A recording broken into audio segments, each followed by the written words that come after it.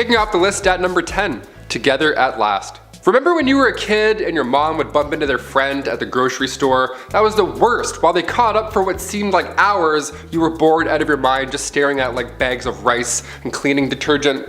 That's when the Shrews Fiddle comes in. Two women would be locked together, hands included, and face each other, all because they were too loud or they were arguing. These were used in the Middle Ages, most commonly in Germany and Austria, and the contraption would have 3 holes, one for each wrist and the third for your neck. Now sometimes they would attach a bell to these Shrews Fiddles to alert the town that the victim was walking by, you know, in order to talk smack, maybe huck a tomato or two. But the double fiddle, that was the worst. You weren't released until the argument had settled. Some families have an argument shirt where they put the 2 little siblings in and they can't take the shirt off until they get along. This is like a horrible medieval ages version of that. Much, much more uncomfortable. Not made of cotton. Or funny.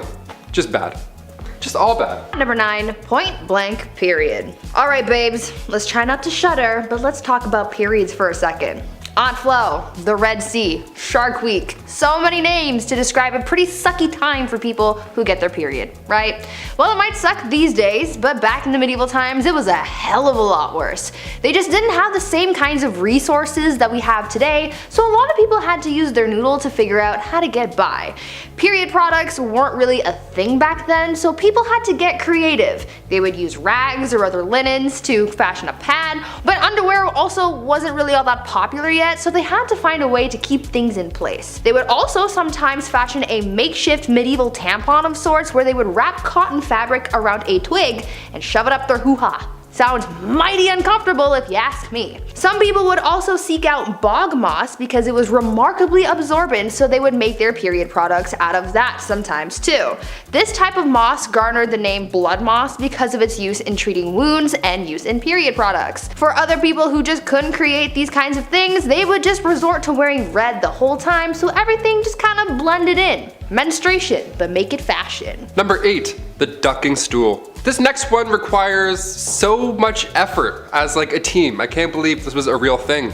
The Ducking Stool was made to punish women involved in sexual activities. How dare you?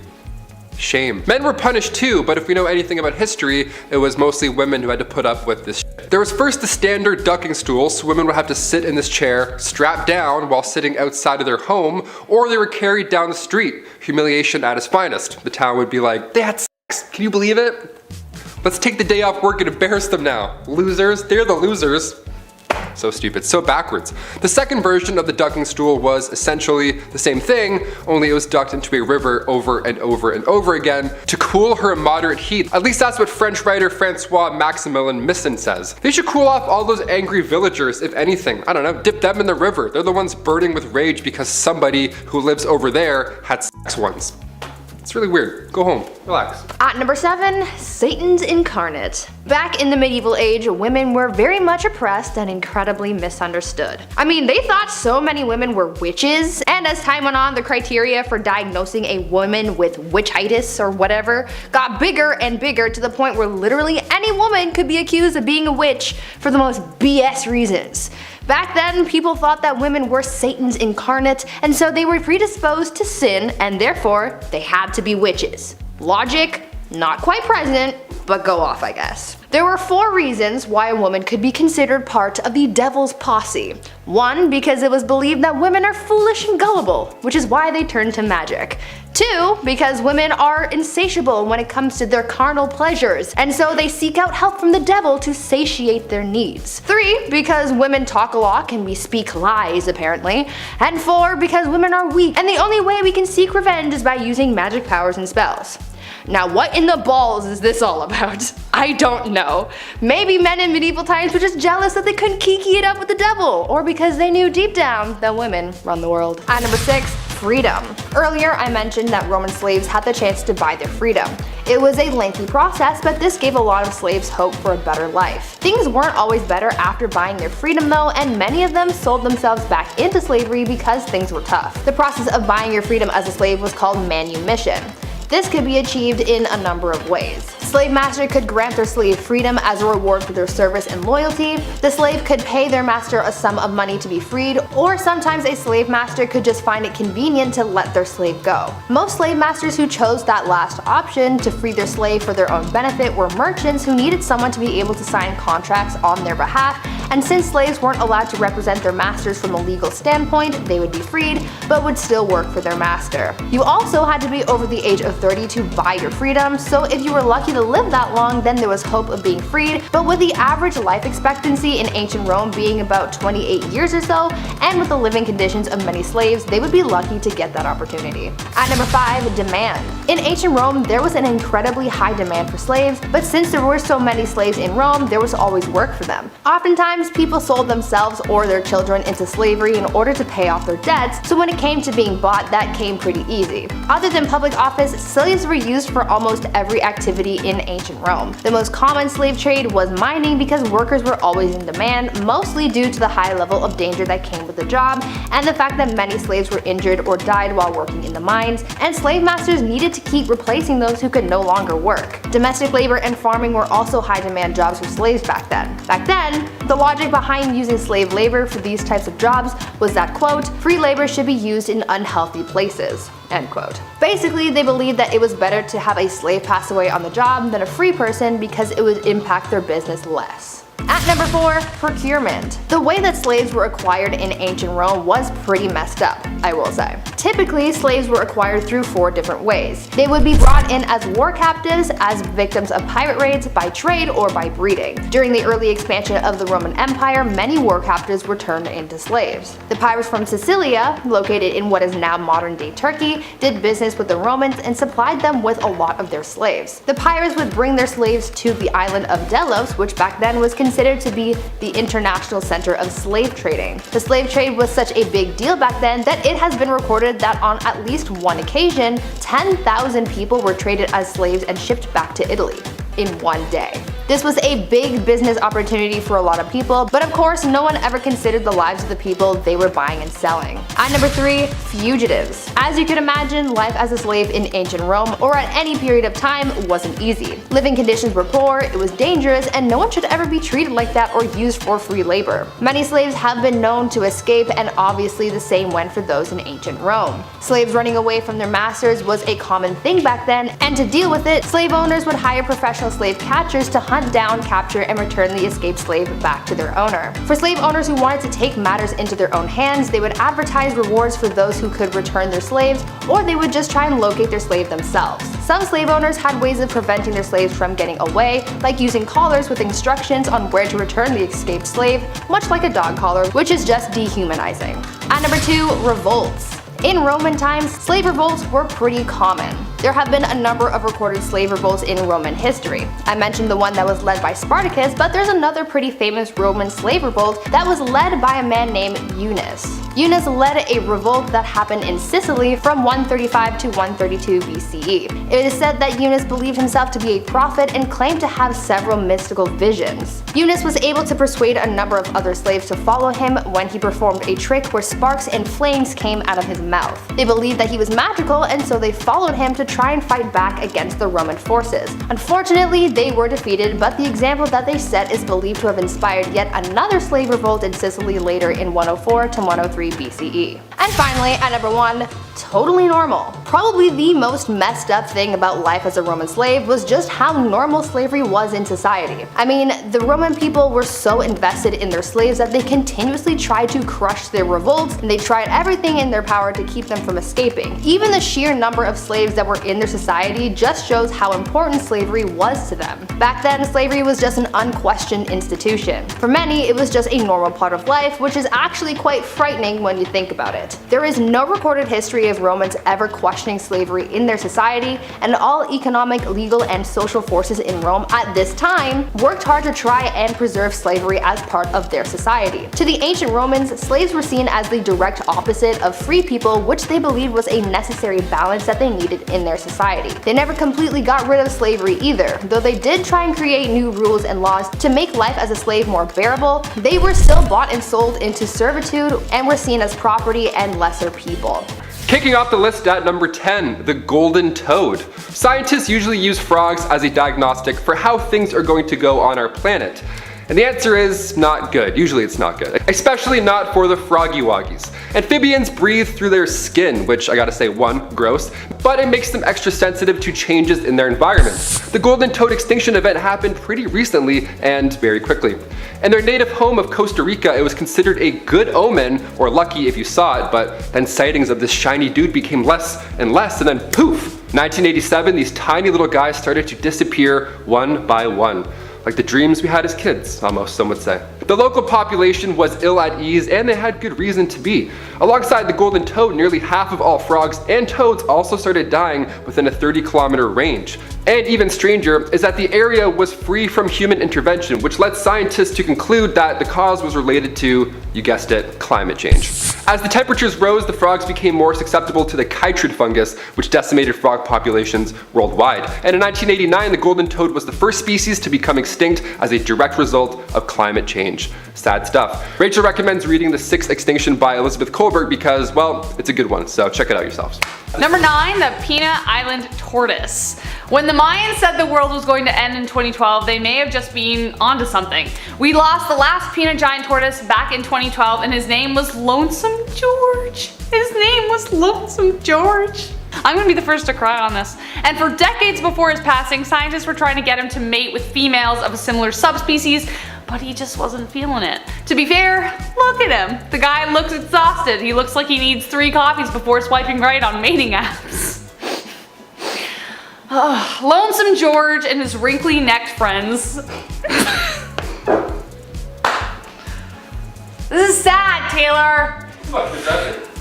Lonesome George and his wrinkly-necked friends weighed in at about 400 pounds, growing up to 6 feet long. Again, this extinction comes back to us humans with the use of tortoises as an onboard food in the 19th century and the goat population of Pinta Island growing rapidly during the 60s and 70s. These tortoises ran out of food.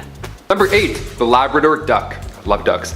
You might as well play Goose Goose Duck because sadly, the Labrador Duck is no more. But even before it went extinct, the Labrador Duck was always rare, and it's served that way. Also referred to as the pied duck or the skunk duck due to its coloring, not its smell. Not much is known about its behavior and habitat, but we do know that it liked to hang out in sheltered bays, sandbars, harbors in New Jersey, Long Island, New England, and of course, coastal Labrador, northern Quebec. Did it have a New York accent? Did it have a New York accent or a Canadian one?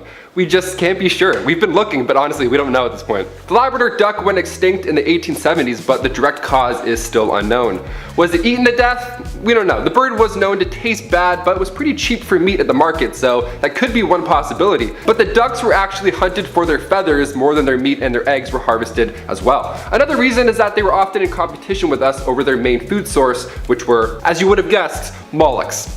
Human interaction obviously played a massive role in its ducktails, especially considering the last known specimen was shot in New York. Shot in New York. Not a movie, assassinated in New York. Did they realize what was happening around the time? Probably, yeah, realistically probably. But it just goes to show how much the level of care has differed over the last century in relation to extinction. Number 7, the great auk. Its name makes you think this thing is the size of a moose or it's some type of ox, when in fact it's really just a cute, flightless seabird. Rather. Once belonging in colonies off North Atlantic coast, the great auk would grow up to 30 inches long and its tiny wings would only be used to swim. Water wings. They were much smaller than 13 centimeters long. Little penguin flappy arm, no wonder they couldn't fly. They were cute but quite defenseless. Around the 1500s, European fishermen discovered this perfect area for hunting, and it just happened to be where most of these great auks were hanging out. Newfoundland looked like the iceberg in Club Penguin, so quite a few of them bit the bullet. By the 1950s, the last 2 known specimens were hunted by a fisherman on Eldey Island, just off the coast of Iceland. So if you need to pay your respects, that's where you need to head. Number 6, a terrible loss of life. The Vietnam War is one of the most important events in US history, and honestly world history too. It was a very hot war during the Cold War, which we could do a whole video on that itself. A time of superpowers ready to annihilate one another at the push of a red button. Thousands of young men volunteered or were drafted to fight in a war that would humble the very powerful country. 58,141 Americans would lose their lives in order to contain communism. Of that 61%, they were under the age of 21. That is an insane, I can't even believe that. The Vietnamese lost over 300,000 people in the conflict. The war is remembered for being a tragic loss of life, and the domino theory that communism would spread throughout the world if containment was not initiated didn't happen, as most countries today just aren't communist. Number 5. Civil rights. If you know the 1960s, then you know it was a decade of change. A lot of history to unfold in just 10 years. Again, we could probably do a whole video on that. The Vietnam War is especially important towards the civil rights movement, as black Americans were a big part of the war effort in Vietnam. Black soldiers were nothing new to the American military, but their integration with white soldiers was. Every war previous, soldiers of different skin color were separated into different units. While most soldiers got along, there was still a long way to go, as black soldiers were still often mistreated. It seemed, however, that in a war zone, white Americans and black Americans were fine, but at home had tensions. We could do a whole video on civil rights and segregation, but to sum it up, racial relations made Americans ask questions. And for black Americans, the question is, how is someone expected to fight a war in a foreign country that we really have no business being in, for a country that won't allow a certain group of citizens to even buy a cup of coffee because they're not allowed to enter the building due to the color of their skin? Just doesn't make sense, man. Number 4. Mattel 16. The 1960s saw a lot of technological development. The extensive use of the helicopter comes to mind. During the early years of the Vietnam War, Americans were issued a brand new rifle. The M16 was a brand new design that flopped as hard as it could, as it tended not to work, which, if you're in a war, is kind of not what you want to happen. Your stuff's kind of gotta work. A rumor had spread around that the firearm never needed to be cleaned, which in a jungle setting with mud and rain just doesn't make any sense. This, with already existing flaws, made it jam and was rendered useless by soldiers. Nicknamed the Mattel 16 after the toy company, some soldiers were forced to use enemy weapons, which sadly in some cases may have led to fatal incidents of friendly fire. Number 3. I love the smell of napalm in the morning. Another very useful tool in destroying the Vietnamese jungle. Trees are made of wood, and wood burns, so set them ablaze. Except napalm is different. A chemical compound meant to burn at a very hot temperature of 5,000 degrees Fahrenheit, and it would burn for a while. This was used in multiple ways, but probably the most effective with airstrikes. While not the first time firebombing had been used, as it was proven effective in the firebombing of Japan during World War II, the Vietnam War saw almost the same amount of ordnance dropped, napalm and others included, as used in all of World War II by America. That is an insane statistic. It had a terrible effect on people, as it can burn skin off. The most infamous picture from the Vietnam War had something to do with this. We can't show it to you, but you've probably honestly seen it already. The military would later disband its use, as the ability to control napalm's destructive power is limited. Number 2. GI Kebab. While the Viet Cong may not have won many battles against the US, they were still formidable fighters. They had the lay of the land and laid traps everywhere. From 1965 to 1970, 11% of American casualties were related to Viet Cong placed traps. What's so messed up in that is that in a modern war with modern technology, a lot of the traps the Viet Cong were using were something out of the Stone Age, but still deadly. Improvised explosives, swinging spiked balls, tripwires, single shot cartridges, and snake pits right out of Indiana Jones. I can't even believe that's real. But the most effective were punji pits, or punji sticks. A large hole is dug and bamboo spikes are placed at the bottom. Then, out of pure evil, urine or human excrement is put on the spikes. A thin layer of leaves or cover is placed on the trap, so when someone comes along they would fall in a pit of spikes that if that didn't kill them, an infection from the waste would, or make recovery very, very miserable. That is cruel, man. That ain't right, man. That ain't right, Chief. Number 1. Apocalypse Now. Tiger Force was a long-range reconnaissance unit that later became known for its acts of war crimes. Not sure if there could be war crimes when everyone's doing naughty things, but okay. To quote Martin Sheen in Apocalypse Now, charging someone with murder around here is like handing out speeding tickets at the Indy 500. And like a scene right out of that movie, the members of Tiger Force had a tradition to make necklaces out of ears. I'm going to say that again. They made necklaces out of ears. There are a number of things Tiger Force committed that are honestly just not safe for life. But that's war at the end of the day. War is hell. Number 10. Crying Wolf. The Gulf of Tonkin incident was a conflict between Vietnam and US forces in 1964. What's messed up about that is that 2 days later, it happened again. Actually, it didn't. Big prank. The second incident was fabricated by the US just to justify ramping up their presence in Vietnam. Sadly, it worked, as the next 8 years in Vietnam would end up being a total snipe storm for the US, as they would encounter problems abroad and at home. Thank goodness this is the only time the American government would ever lie about anything ever again, right? This was officially declassified decades later. Number 9. Agent Orange. The world agreed not to use chemical warfare after the First World War, as it was extremely cruel and lethal. So, you might be surprised that America used chemical weapons during the Vietnam War. Agent Orange, brought to you by the Dow Chemical Company, was a herbicide and defoliant dropped and sprayed from air vehicles to cut down the thick jungle brush. Viet Cong soldiers were excellent at living off the land and concealing themselves in the jungle. Bad guy hides in jungle, you remove the jungle. Makes sense. The chemical was extremely effective, but what's so messed up was the negative health side effects.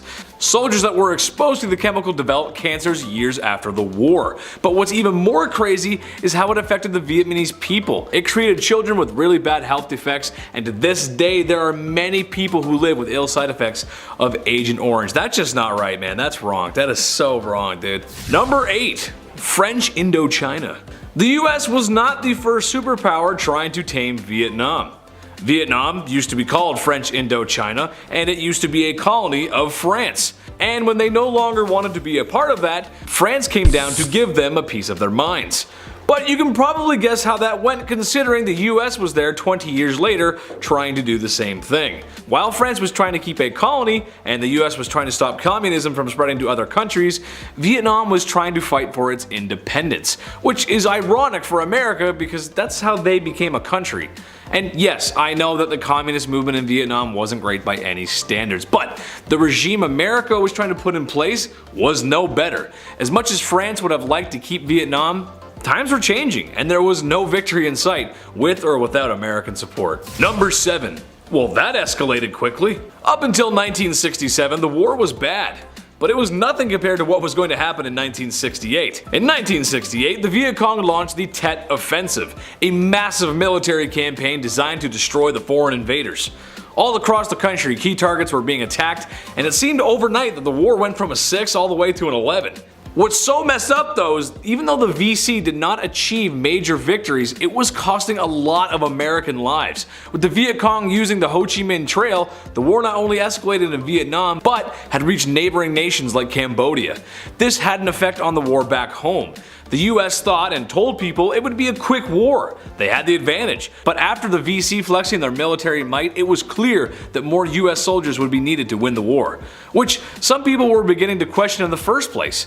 And as time went on, most people would protest America's involvement. Number 6. Nosey Neighbor. If you were a man back in the Middle Ages and you had an affair, well, you would have to pay a fine. And then that's it. You would go back to your life. But if you're a woman, like everything else on this insane list, it was so much worse. Affairs happen a lot, okay? It's normal. Remember that Ashley Madison scandal back in 2015? It sucks, but also it's not surprising at all. This isn't news to us. Back in the Middle Ages, women were treated the worst for these affairs. They would take their noses off. They would literally take a woman's nose and or ears off of their face because they had an affair. Frederick II used to punish adulterers by using rhinotomy. That was the removal of one's nose. The whole point of this was to make the victim unattractive. Isn't that the worst thing you've ever heard? This is a real thing people did, swear to God. Thing is, nobody is running around confessing that they're cheaters. Somebody has clearly spilled the beans, so they knew what was gonna happen if they got caught, yet they would still rat each other out. Meanwhile, the guy just pays a small fee. Snitches get stitches. Just saying. At number 5, married young. Lots of people get married at different ages. I mean, I know people I went to high school with who are already married, and I know people who didn't get married until later in life. But in medieval times, women, or rather girls, were getting married off at very young ages. At just 12 years old, a girl would reach the age of maturity and was then entitled to marry, usually to someone her parents had already chosen for her. To me, that just sounds so unfair, right? I mean, this kid hasn't really been able to live their life, make mistakes and learn from them, and now they're expected to be a wife and soon a mother? I could never. I mean, I'm only 22, so I'm not even thinking about those prospects, but I couldn't even imagine the amount of pressure that would be on a 12-year-old at the time. What's worse than just the age at which these girls got married was the treatment that they received from their husbands. Under civil law, a husband was literally allowed to physically harm his wife. In moderation, of course. It was actually a medieval tradition for husbands to, quote, treat his wife as a pupil and teach her manners. As you could imagine, this made a lot of wives really mad, and so many wives offed their husbands. But things rarely got better after that, because if they were caught, they would be sentenced to burn at the stake. Note to self: don't get married in medieval times. Number 4, the walk of shame. We've all heard the term walk of shame at some point, but what does it really mean? And also, where did it originally come from? Well, it was originally referred to as a skimmington or rough music. And no, it doesn't mean they would blast Slipknot this whole time. This was done to wives who were bossy or overbearing. They would be forced to walk through the entire town barefoot. All those crooked, horrible stone roads, ankles just toast. It was horrible. They would also be scantily clad too, because why not? Because men are making the rules, that's why. And as you guessed it, crowds would be waiting outside, all prepared to bang pans and yell horrible things at her. I guess these dudes just never had jobs. I don't know, they were just always on standby, ready to yell at a lady walking by through town, bare feet, all because she was deemed too bossy. Okay. If you're wondering who exactly is responsible for these public humiliations, the court. The official court. Judge Judy back in the day would be like, yes or no, did you raise your voice? Okay, case dismissed. Take your shoes off, we're done here. What a joke. At number 3, ladies of the night. Sometimes you gotta do what you gotta do to get that coin, right? We all have our side hustles and dead-end jobs to be able to afford rent and whatnot. And sometimes we're not exactly proud of the work that we do to make money. It was the same back in medieval times. People had to find any means to make money, and for a lot of women, they used what their mama gave them to support themselves and their families. One of the more positive sides of life for women in medieval times was the fact that being a woman of the night was actually a recognized profession. Later on throughout the times, this profession would be deemed illegal, but in medieval times, it was as common as being a baker or something. These women were actually considered to be merchants because they sold their bodies as if it was any other sellable good. Being a woman of the night was such a common and widespread profession that nearly every town in medieval times had a brothel, even in towns with small populations. So yeah, maybe they didn't have that big of a marketplace, but they no doubt had a place where you could go see some quality mommy milkers. Number 2, grand theft witchcraft. If you were a woman in the Middle Ages, you were accused of being a witch pretty often. They thought women communicated with the devil, like Bree mentioned earlier, just because some townsfolk with 3 teeth said so. Great, thanks Abe. Good job, good report. The punishment for practicing witchcraft wasn't a heavy fine like guys who cheated, but they would be burnt at the stake. This was popular in Scotland along with drowning. Those are the 2 big ones. Remember earlier how I said women would sometimes be dipped into a river or a pond? Well, they would also sometimes just be left there. It's called witch dipping, and depending on if she floated or sank, that's, witch or not. The dumbest thing I ever heard. If you were charged with treason or witchcraft, that was the ideal punishment, because it surely beats burning to death in front of an entire village. This all got out of control come the start of the 17th century with the Salem witch trials. That's when people were like, you know what, I think this is wrong. I think we should stop, let's put this torch out, I think we're good. That's when 19 people were executed for being witches. God forbid you knew how to do bedmas in the Middle Ages. Also, that's a lot of coordination to get that many townsfolk together and be like, okay, you need this, how many people are standing here? Almost like you would use basic math to figure that out. You're a witch too. Spoiler alert, we're all witches, because we know things. I don't know, I hate this. And finally at number 1, crimes of the heart. For some unknown reason, people were really out here in these streets in medieval times trying to accuse women of everything. Witchcraft was a common accusation, but the other common crime that women were often accused of was adultery. But you see, the thing is, someone could accuse a woman of adultery even if she never had physical contact with another person. Now, how the heck does that work, you ask? Well, it depended on where these people lived. During the medieval age in the Byzantine Empire, it was considered adultery if they spent a night outside of their husbands' or parents' homes. In Slavic parts of Europe, a woman could be considered guilty of infidelity for simply going to a public event. I'm pretty sure with this logic, if you even breathe in the same general vicinity of a man, then you could be accused of adultery. I mean, what the F is that up? The only bright side, I guess, is the fact that when it came down to punishments for adultery, men usually got the worst punishments in comparison to women. However, they would be accused of this crime way less often than women, so I guess in a way we still got the short end of the stick. Damn it. At number 10, population.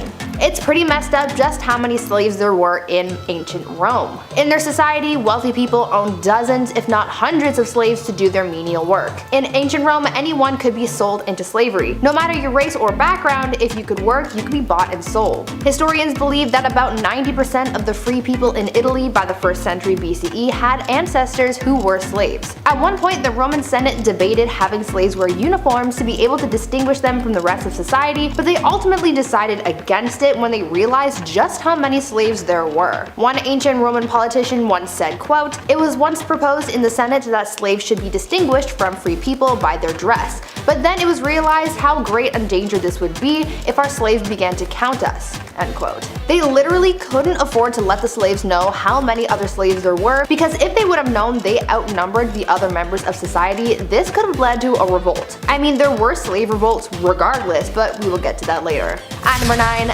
lifestyle. Ancient Roman slaves experienced different lifestyles and living conditions based on a number of factors, often linked to their occupations. Slaves who didn't have a specific skill or trade were often used in mines and agriculture, and those were the harshest conditions that they could have been subjected to. Oftentimes, they were literally worked to death, and since they didn't have any human rights in the eyes of the Romans, they were often overlooked and simply replaced.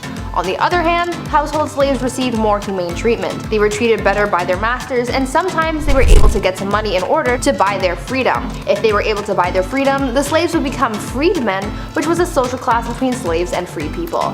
Before we continue discussing the hard lives of slaves in ancient Rome, make sure you guys smash that thumbs up button if you're thoroughly entertained so far, and maybe even consider subscribing to the channel to see more videos like this one. At number 8, Spartacus. At one point, a group of Roman slaves revolted, and though they eventually lost their battle, they survived a pretty long time thanks to one famous slave named Spartacus. Spartacus was a slave who escaped a gladiatorial training camp and recruited thousands of other slaves to fight for their freedom alongside him. For the slaves, Spartacus was their symbol of hope and their leader. This slave army was able to defy Roman authorities for 2 years with freedom in their sights, but unfortunately those dreams were crushed when Roman general Crassus crushed Spartacus and his army. After Spartacus was killed, the authorities came for the rest of the slaves in the army, and they were severely punished. 6,000 slaves who took part in the revolt were crucified, and this was almost a warning to the other slaves against trying to revolt again. Spartacus became a legend, but it wasn't enough to free the Roman slaves. At number 7, ownership. In ancient Rome, slavery and slave ownership was such a common practice that pretty much everyone owned slaves, regardless of social status. Even some of the poorest Roman citizens would own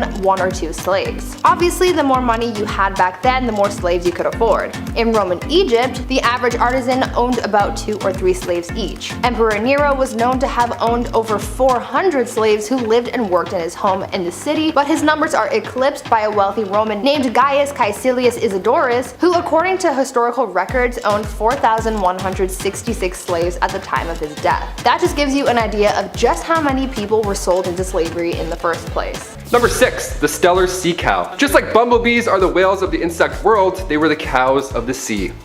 Okay, I think I know about these cows. Hailing from the same order as the manatee, the stellar sea cow was a stellar sea animal until the very end, but they may return one day. Fingers crossed, more on that in a second. The stellar sea cow was named after George Wilhelm Steller, who discovered this massive blubbery creature in 1741 during the Vitus Bering's Great Northern Expedition after the crew became shipwrecked. Adults would have weighed about 9,000 kilograms and could reach lengths past 11 meters.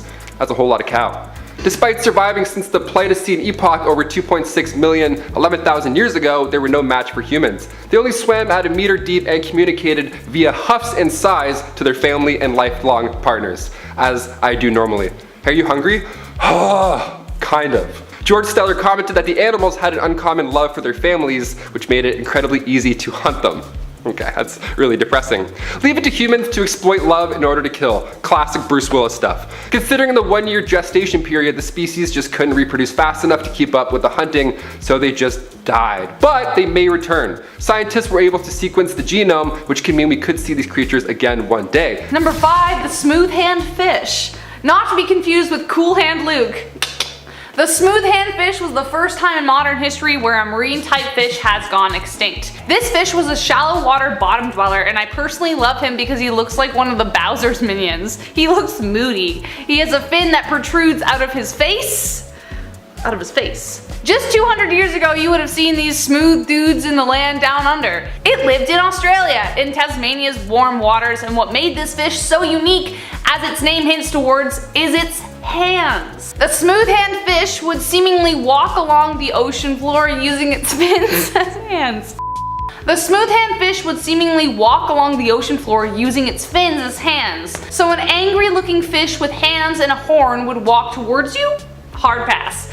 Graham Edgar, marine ecologist at the University of Tasmania, shed some light on its habits, explaining that these fish were homebodies. They didn't have a large habitat. They just had like all the hands for the house. They spent most of their time sitting in the seabed with an occasional flap for a few meters if they're disturbed. At that point, they would just walk with their hands away from the drama. That's how I want to walk away from drama from now on. Like somebody brings it up to me and I'm just like... Number 4, Permian Triassic, aka the Great Dying. Okay, what a nickname, love it. And one of the most mysterious extinction events on this list. Let's talk about it. The Permian Triassic extinction event destroyed the vast majority of life on Earth over 250 million years ago.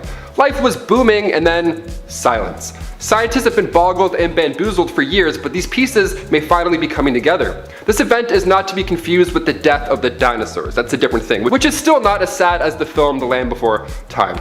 No, this was an event so great that trees, plants, lizards, proto-mammals, insects, fish, mollusks, again, always mollusks, and then microbes didn't see coming. No one saw this coming at all.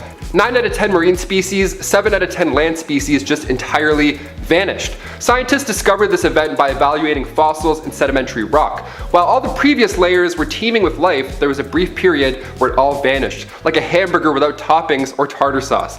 Gone in 60 seconds. Just a smooth burger, nothing's getting in the way of that. No tartar sauce dripping down your shirt. Absolutely. That's how fast it went. There are 2 explanations in the running. One was that it was due to a massive volcanic event, and 2, of course, an asteroid. But so far there have been no traces of either. One hint is the massive anomaly in Wilkes Land, Antarctica. NASA spotted gravitational changes which indicate an object of immense size sitting in a 300-mile wide crater. A massive object over 151 miles across and dives about 2,700 feet deep beneath the ice could be the massive rock that reset the world 250 million years ago. Or, I know what you're thinking, could also be aliens. We're 50-50 here, we're trying to figure it out. Number 3, passenger pigeons. Commonly confused with the mourning dove, the passenger pigeon once ruled the skies over Canada as recently as the 19th century. They're quite similar to the pigeons we see today, only instead of being aggressive and covered in mustard, they were quite graceful. Billions of these orange beauties painted the skies, and rumor has it they would fly in flocks so large it would block the sun out for a couple hours. Flocks that block.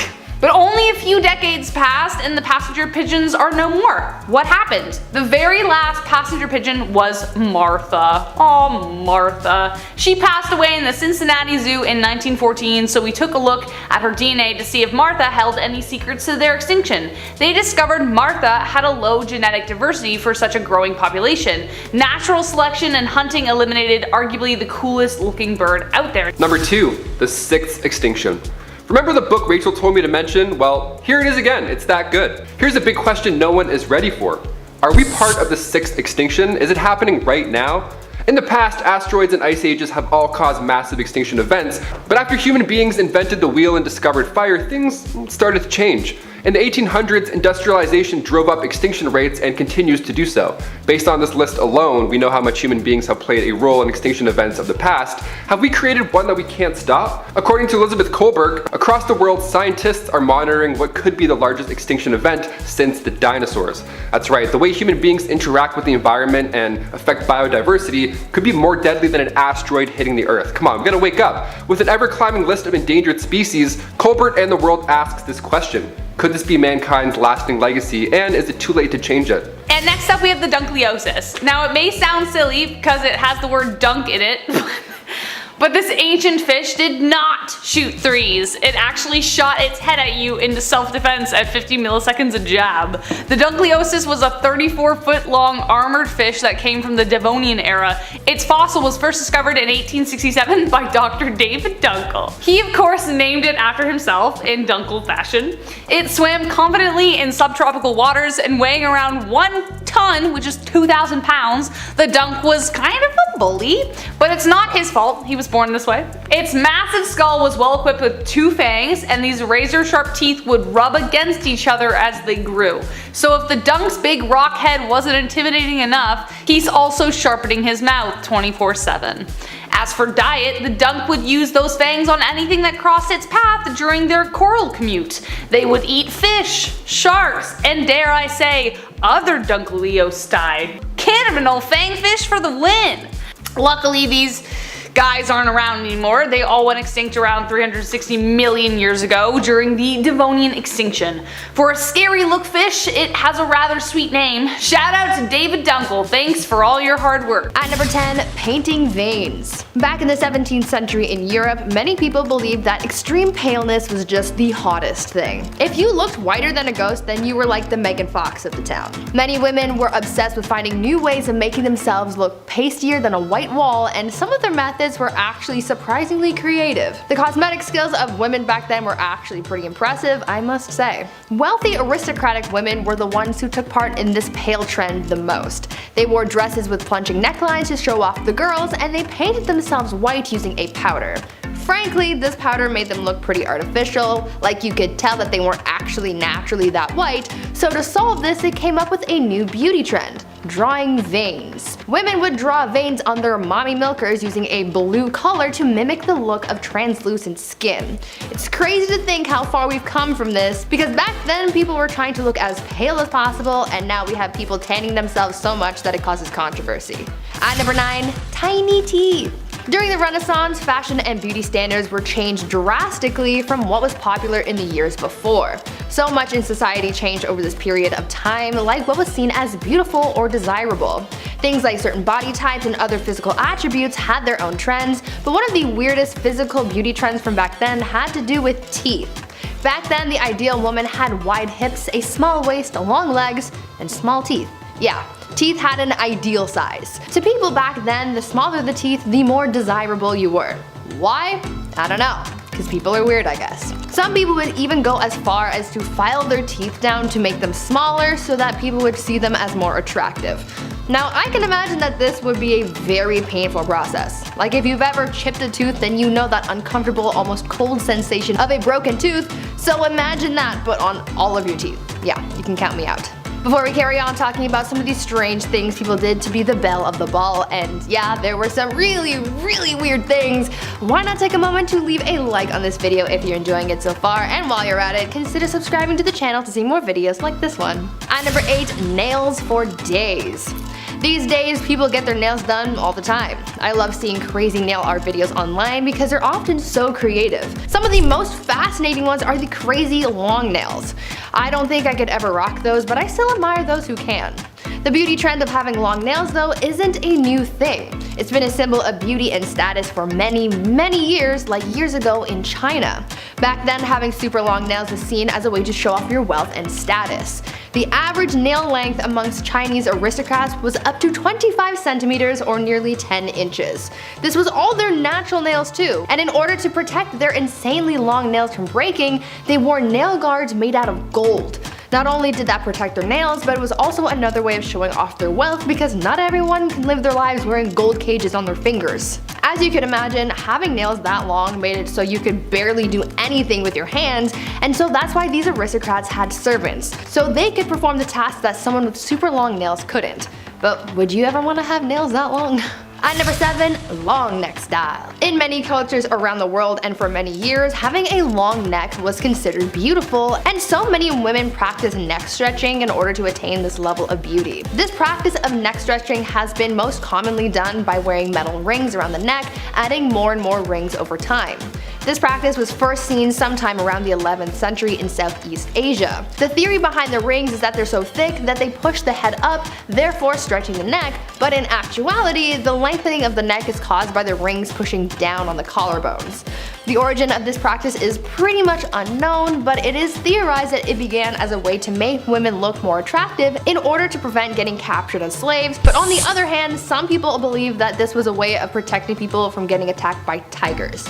Two very different theories, but nonetheless valid. Though this practice began so long ago, it is still a traditional body modification in some parts of the world to this day. Number 6. NASA's New Horizons spacecraft. Humanity is pretty freaking astounding, and our reach is stretching further and further out into the universe every day. Right now, the Voyager 1 and 2 are currently exploring interstellar space, but NASA just launched yet another incredibly exciting space adventure. NASA's New Horizons spacecraft is currently out in space at a distance of 50 times the distance between Earth and the Sun. Scientists estimate that by the 2040s, it will finally surpass Voyager 1 and 2 in interstellar space, and who knows what it will find. New Horizon gets its power source from a single radioisotope thermoelectric generator, which is super cool how it works. Essentially a kind of nuclear battery that sources its power through the natural radioactive decay of plutonium dioxide fuel. What? I'm not a scientist, so that blew my mind. I'm not quite sure if I understand it. Do we understand it? Let us know in the comments. The decay rate is high enough to create a reliable amount of heat so the engine can just keep going and going and going, so it just opens up a future of discoveries, and I'm excited. I'm excited. Number 5. Nano Robots. Does anyone remember the first Agent Cody Banks movie where the villain installs these evil nano robots and ice cubes, but they're not evil, he just uses them for evil? Initially the tech was used for good, right? To help clean up oil spills, for instance, but that's where my mind went when I learned this. According to the Massachusetts Institute of Technology, MIT, they have created cell-sized robots that can navigate and detect issues in their environment. Now imagine that the environment is actually your lungs, or your liver, or your veins, or your eyes. This gives scientists hope that a future where disease detection doesn't take months of waiting in line, just mere minutes. The aim of these nanobots is to help detect infection or disease within the body before it even shows. I'm not sure how I feel about tiny little robots floating inside me, but if I would be cool, I think I have to ask myself this question. If I'd be okay with Miss Frizzle shrinking a bus down and going through my nose, would I be okay with that? Then I might be okay with this. Number 4, we might meet aliens. So I know they said that the random monoliths that appeared around the world were made by artists. Convenient. Artists are essentially aliens. We're weird. We are so weird. It was 2020. We couldn't handle anything else. But in truth, meeting aliens may not be something that just happens in Doctor Who. In fact, Jamie Matthews, astrophysicist and professor at the University of British Columbia, said, and I quote, "By the year 2118, extraterrestrial life won't be news but historical fact." I recognize that some of us might not live past 100, myself included, but that statement still implies that it could happen within that time frame. The most terrifying thought about that will be how we react to them, though by alien life it doesn't necessarily mean humanoid alien creatures with oval heads. It will most likely mean that we will find a specific kind of anaerobic bacteria, like kind of what we might find in Venus with the phosphine and everything, if you know what I'm talking about. But according to the Pentagon report, if I'm being honest here, I'm not so worried about the aliens. I'm more worried about how we're gonna react to them. Will it make us more humble, fearful, arrogant? Will this be the War of the Worlds scenario? God, I hope not. I hope we all get along and we're just a big happy space family. Unlikely. Before we land on our top 3, if you're still with us, give us a like and comment on what you're looking forward to the most. Also, if you're new to the Hive, give us a subscribe. We'll love you forever. Number 3, a visit to Mars.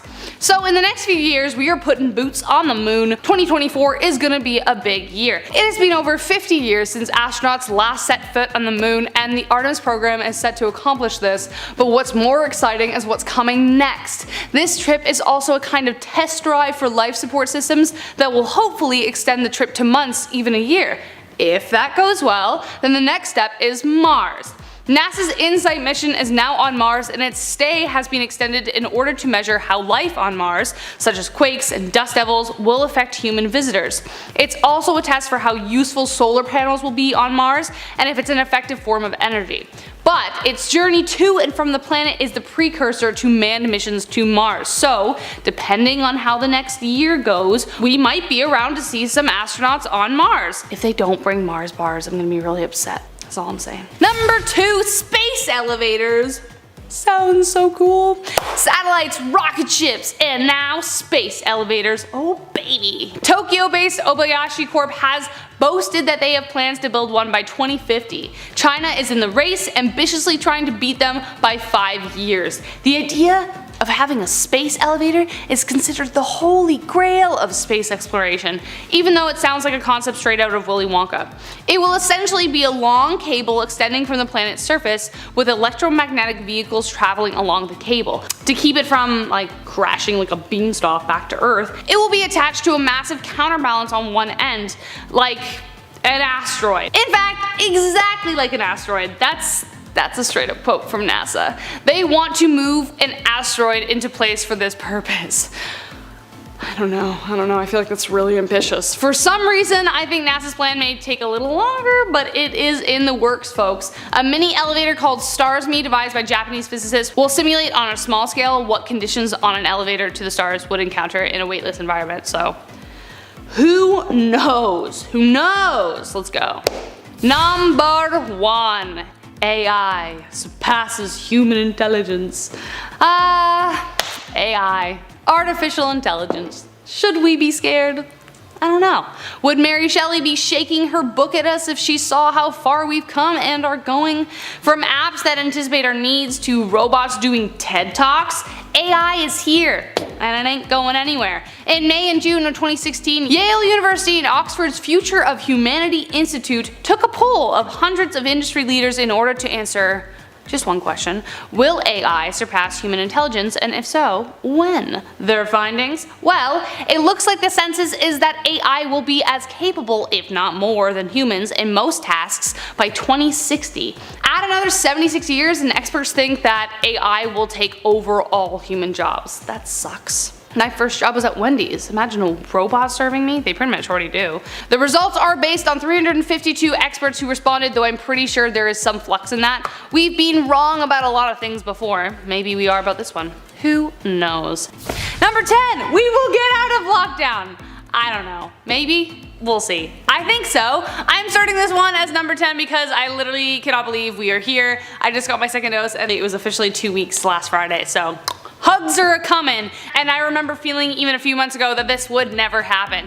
Researchers estimate that over 9.5 billion doses of the vaccine will be administered by the end of 2022. That means that for weddings, school, restaurants, libraries, work without masks is going to be in our future. With the Delta variant still at play, there is the possibility of other precautions being put in place, but still, if not by 2022, then eventually. The vaccines can protect against it, so as long as we keep doing our part to keep each other safe, we are on the way, babies! I'm gonna hug so many people! Maybe even you. Or you, Chris. Number 9, the Sagrada Familia.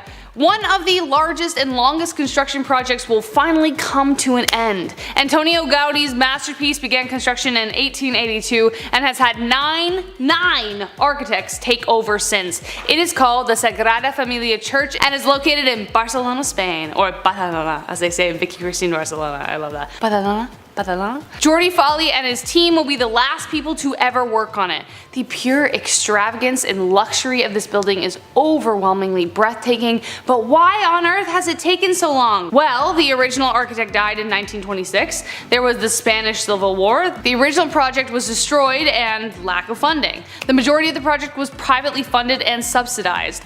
The designs that Gaudi laid down are also incredibly complex, with each layer and brick containing intricate details. He wanted to build the highest church in the world, and that it will be, with the central Jesus Tower reaching 172.5 meters. But finally, after 150 years of construction, the church will finally be complete in 2026. If everything goes well. You never know. As we found out in the last 2 years. You just never know. Number 8, the triple Jovian eclipse. Some really cool things have already happened these past few months, and there's plenty more to come, so don't you worry. The next Jovian eclipse is set to happen in 2032.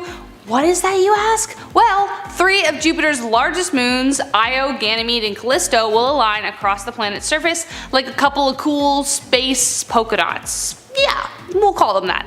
Jupiter has 16 moons in total, and the 3 mentioned are among the biggest in its orbit. The last time this happened was in 2004 and was caught on the Hubble Space Telescope by some miracle. The event happens so quickly, and this time scientists are hoping to capture the event in sharp detail, so stay tuned.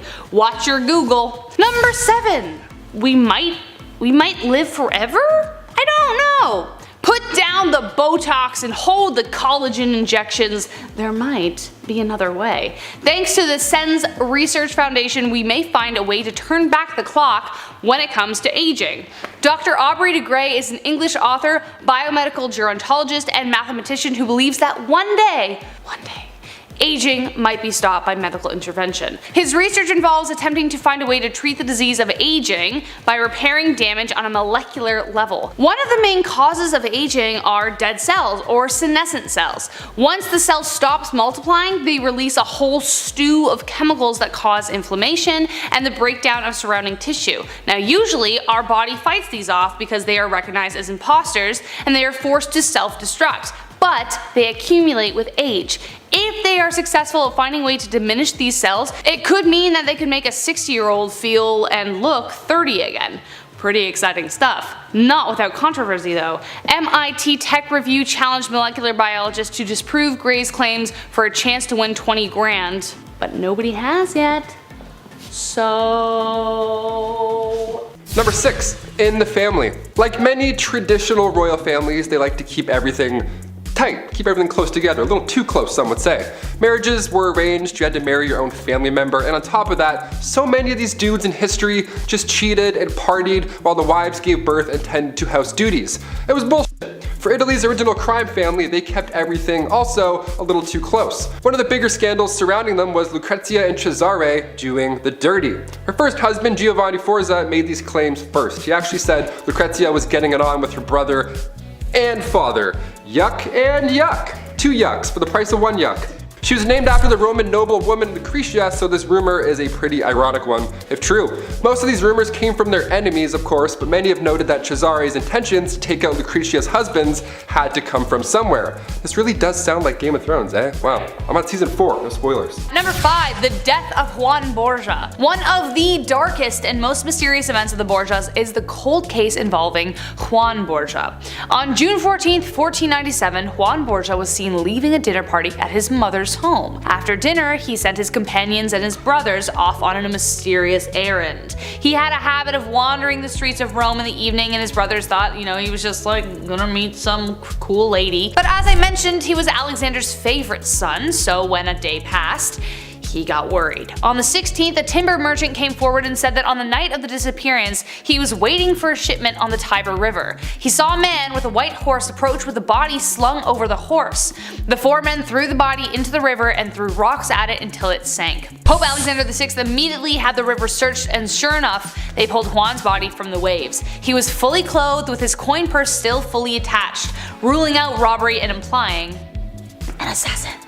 Alexander was inconsolable, but the investigation stopped suddenly, implying they discovered who it was and could do nothing about it. The 2 loudest suspects were his very own brothers, Cesare and Joffrey, each having their own jealousies, which provided strong motive.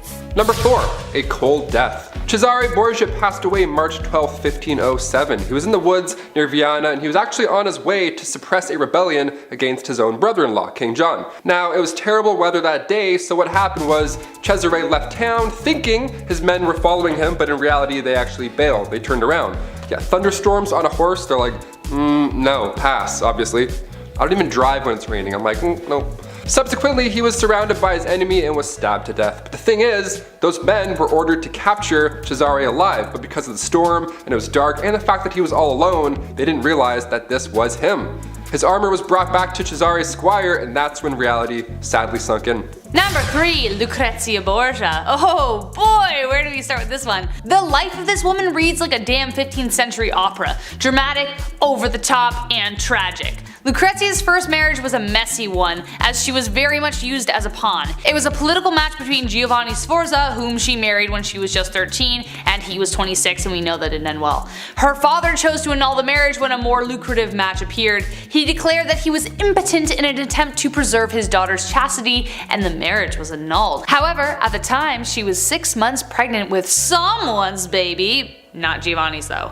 This scandal Alexander covered up only to reveal the child 3 years later. Her second husband, Alfonso, she apparently loved dearly before he was mysteriously strangled to death in his sleep. But beyond her love life, Lucrecia was rumored to be an infamous poisoner. It was alleged that she wore a hollow ring that she would fill with poison and use at her leisure. She was even implicated in Juan's death. A lot of rumors, a lot of drama, the scandal seemed never ending with Lucrecia Borja. Number 2, too cool for school. We all know somebody who went to a private school later on in their life and then they started to change a little. You know, maybe they're doing more hair flips, they start saying words like whomst, you know, stuff like that. Well, when Rachel said the scandals with Lucrecia are never ending, she was onto something, of course. Young Lucrecia was given the best education. Now, today's standards, when you have a family this high up, that's not surprising. But back in those days, young girls were dependent on convents for their education. So nuns would teach them godly obedience, you know, that's the whole point. Lucrecia's education was deemed a degenerate one. Oh, you went to Harvard? Wow, what a degenerate. How could you? Hashtag the Lord. Number 1, man. What the heck? Banquet of Chestnuts. Whatever euphemism popped into your head right now is probably not far off, so just like put it in the comments because I want to see what one's the best. Here at number 1 we have the Banquet of Chestnuts, and no, I'm not talking about chestnuts roasting on an open fire unless you're into that. The Banquet of Chestnuts was the most famous Halloween party in the history of the world. Basically what went down was a giant orgy. October 30th, 1501, a massive banquet was organized in the Papal Palace of all places, which included nobility and senior officials of the Catholic Church. But workers of the night and nude entertainment were invited as well, and for the rest of the night, vows of chastity were out the window. They basically played sexy party games. Even the Pope participated. Although it sounds too fantastic to be true, it was legitimized by a first-hand written account. It was hosted by Pope Alexander VI and his son Cesare Borgia. 2 peas in a pod. The banquet was decadent, full with food and delicacies of irresistible quality, along with 50 of Rome's finest lustful entertainers. This even gave insight to the duplicitous and flawed nature of religious authority of the time, preaching one manner of life to the masses and behaving the complete opposite behind closed doors. Kicking off the list at number 10, Election Day. Known as the most corrupt pope in the history of the Catholic Church, Rodrigo Borgia, even before he became the big talk of the town, he bribed his way to get there. Yeah, shocker. They were Spanish-speaking nobles who rose to their power all over the Italian peninsula during the Renaissance. And it certainly helped when Rodrigo's uncle, Alfonso de Borgia, became Pope Calixtus III come 1455. They say it's all about who you know, and that was the case for these relatives. He was the first ever pope in history to acknowledge his children, which, like many things on this list, was super controversial at the time. But it only gets better. Number 9. Lions, tigers, mistresses, and children. So as far as I learned in church, priests, especially the Pope, weren't allowed to have children because there was this whole like chastity thing. I don't know. However, back in the Borgia's time, it was actually quite common for popes to have mistresses and father children. However, it wasn't acknowledged, and for the most part, it was hidden. Pope Alexander made the bold choice of not only acknowledging his children, but spoiling them. The same for his mistresses. Everyone knew. He fathered 4 children with a Roman noblewoman named Venosa Catenae, Geoffrey, Juan, and most famously Cesare and Lucrecia Borgia. He did everything he could to advance their careers, marrying them off to rich relations, and even made Cesare head of the military. Their complicated careers didn't stray far from the limelight, adding even more to their illustrious careers of the Borgias. Number 8, Familiar Face. The face of Jesus Christ has appeared in the most bizarre places. Most of the time, it's toast. I don't know why, it's always a toast. No idea why, but European depictions of Jesus Christ, believe it or not, are based off Cesare Borgia's face. Imagine somebody using your face for the Lord's. It's kind of cool. Also, is this okay? Are people mad? What happened here? That's how much power this guy had. When his father became Pope Alexander VI in 1471, Cesare, at just age 15, was made into a bishop, and then 3 years later, a cardinal. One of the biggest scandals still to this day is that Jesus' early appearance is based off the young Borgia. The claim comes from novelist Alexandre Dumas, who apparently heard it from biblical theorists. Apparently Jesus was depicted as a non-European because he was Jewish, but the Borgia Pope, our madman, decided to make a more European-looking Jesus, so he used his illegitimate son Cesare as their new model. Number 7, Cesare and disease. The apple didn't fall far from the tree, especially in the case of Cesare Borgia. Though he wasn't Alexander's favorite son, he was loved dearly ever still. Just like his father, Cesare was prone to indulgence and was quite the ladies' man, but unlucky for many people in Europe at the time, syphilis was basically everywhere. It was a big deal. It was just a matter of time before the terrible disease caught up with him. Precisely who gave it to him is unknown, but historians believe they know when he got it. In the summer of 1497, at the ripe age of 22, he was sent by his father to Naples to broker a marriage for his sister Lucrecia. Naples was full of brothels and ripe with disease.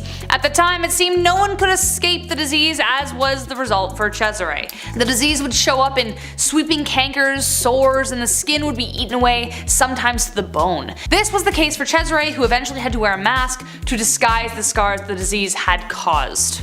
At number 6, tiny tootsies.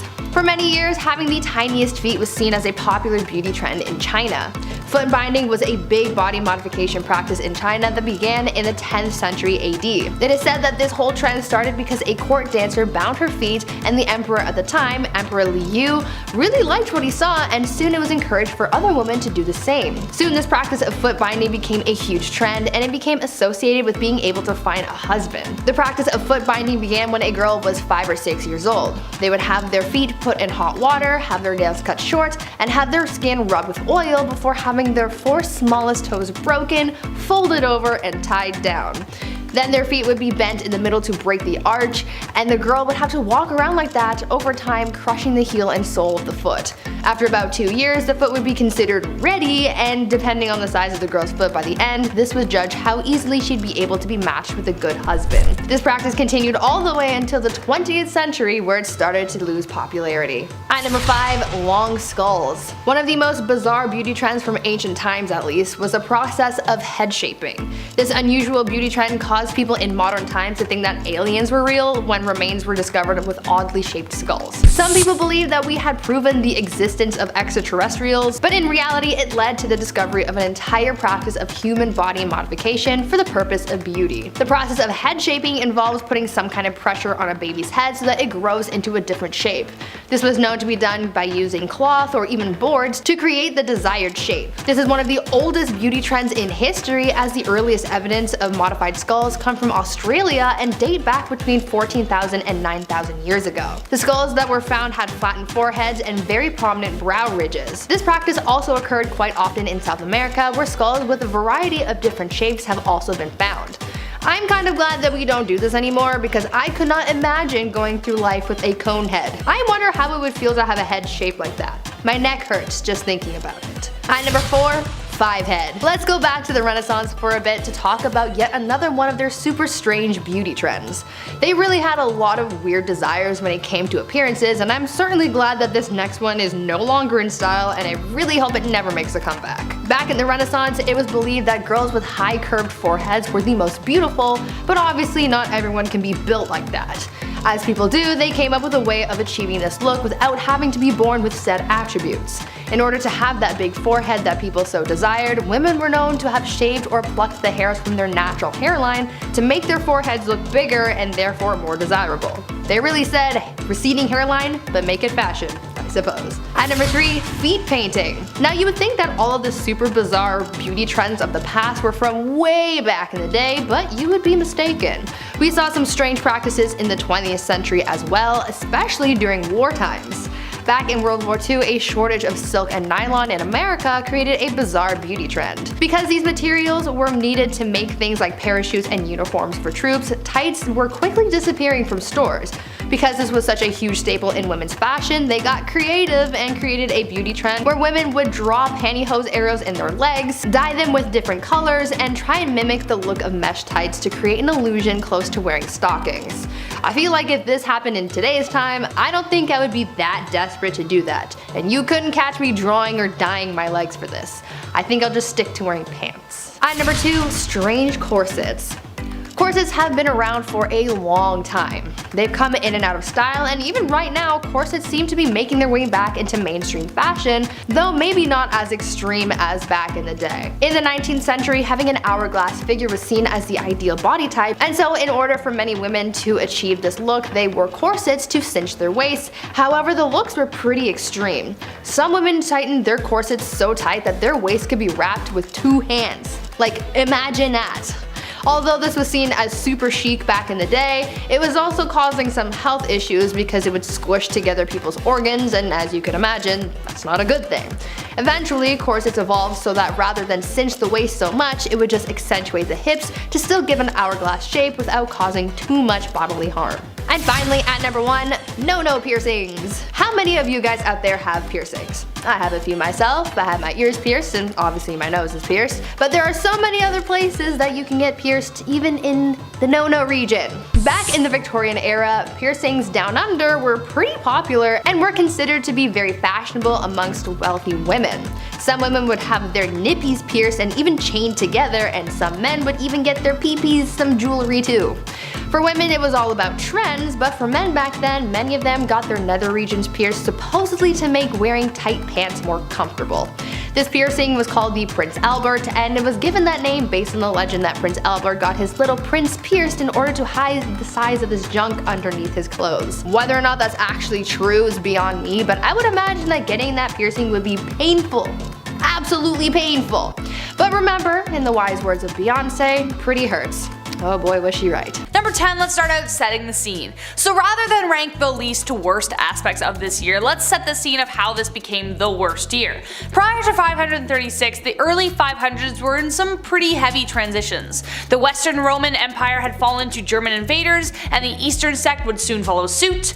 The Middle East was divided between the Byzantine and the Persian empires. China's influence continued to spread through East Asia, Japan, Korea, and Vietnam, even though it was experiencing a weak point. China was divided into both North and South territories, and they were constantly at odds with each other. Africa, however, was developing trade routes through the Sahara, and a powerful new kingdom was arising in Ethiopia. They wouldn't be heavily affected by this, but part of them would be. Peasants throughout Europe were used to the tradition of harvest seasons being reliable until one day all this movement and all this growth stopped. Number 9, the mist. A mysterious mist rolled in over Europe, clouding the sky in darkness. With the mist, a century of darkness would fall. Literally sounds like the setting of a Stephen King novel. Byzantine historian Procopius wrote about a portent that took place that year and said this, and I quote, "For the sun gave forth its light without brightness, like the moon during this whole year, and it seemed exceedingly like the sun in eclipse. For the beams it shed were not clear, nor such as it accustomed to shed. And from the time when this thing happened, men were free neither from war, nor pestilence, nor any other thing leading to death. The sun was eclipsed for 18 months. For 3 hours in the morning it would give light, but a light that resembled neither day nor night." Unquote. Other sources describe a cloud or dust veil that darkened the sky. Now, why did this happen? Here we are at number 8, eruption. Now, what on earth could have caused such a mysterious cloud of depression to seize the land? Well, after centuries of mystery, scientists have finally discovered what happened. It was a massive volcanic eruption that took place in Iceland. A professor of medieval history at Harvard University, Michael McCormick, led a study of a Swiss glacier which led to the discovery. Evidence of volcanic matter in the glacier proved that it was indeed a massive eruption that caused it. The ash from the eruption likely led to a fog that caused an 18-month period of darkness. It was so vast it spread across all of Europe, the Middle East, and portions of Asia. Number 7, climate impact. This period of ominous and unexplained darkness led to serious negative transformations. A Roman politician by the name of Cassiodorus wrote that the sun looks bluish and that the moon had no luster. The seasons also seemed to be jumbled together into one. no summer, no spring, just a long, ever gloomy middle winter kind of thing.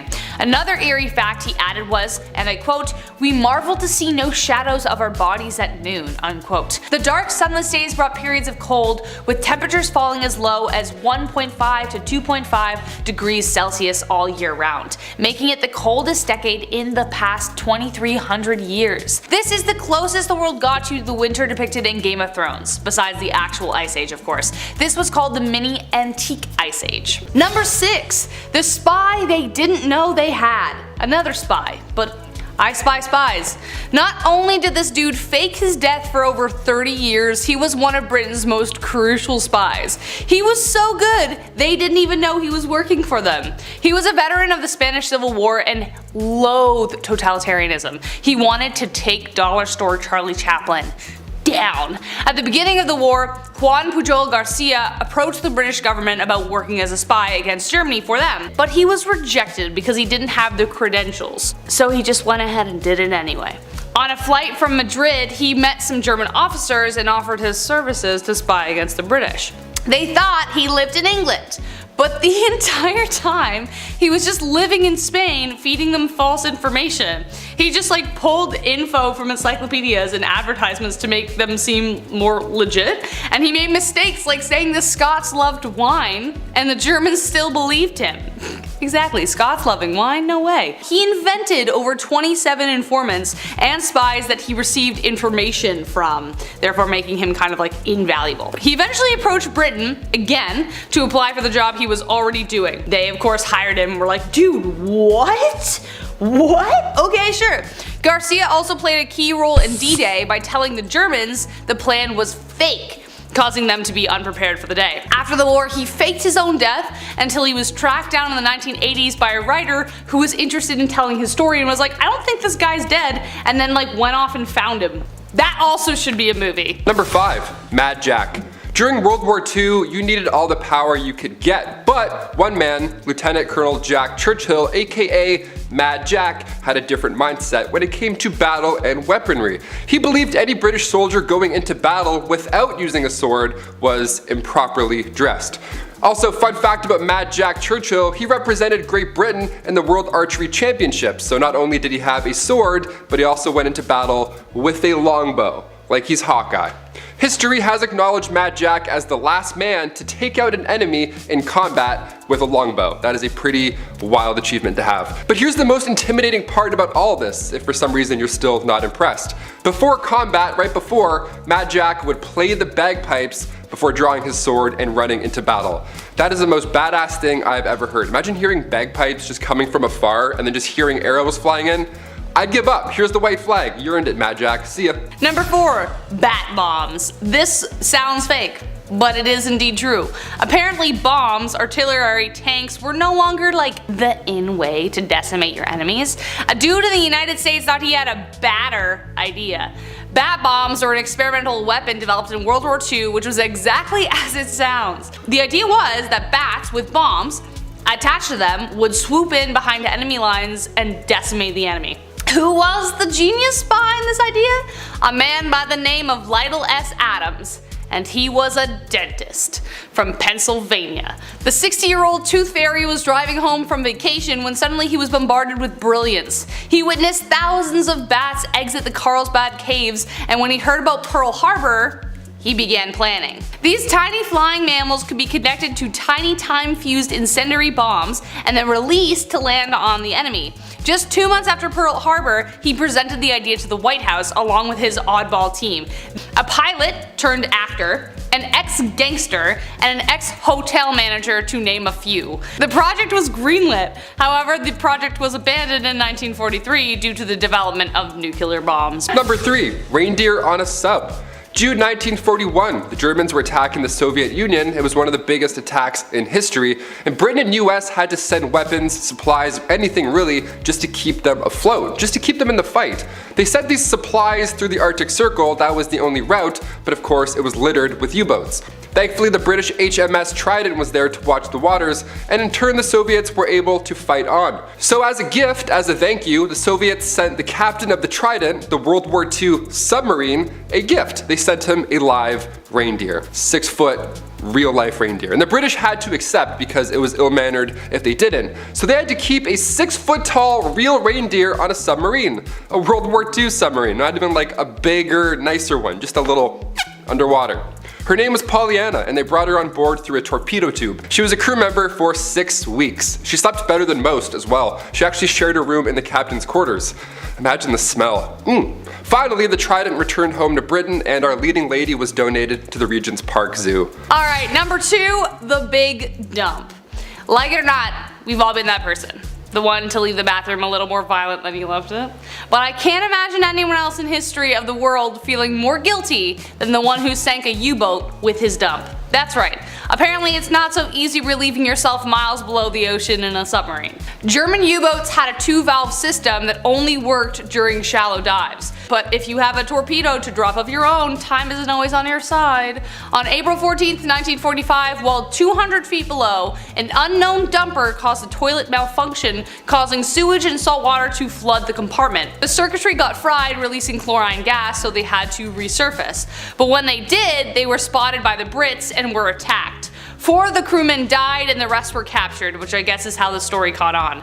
Imagine being the dude who dumped so hard he sunk a U-boat. And finally coming in at number 1, Diamond Heist. Now most of these sound like movies, some of them are in fact already movies. This last one is absolutely insane. It should be a musical or something. It happened around May 1940 when Colonel Montague, nicknamed Monty, he was an undercover agent working for MI6, and when Germany was invading Amsterdam, he knew that big guns would eventually want to steal an extremely valuable amount of diamonds. So Monty, the quick thinker that he was, stole them first.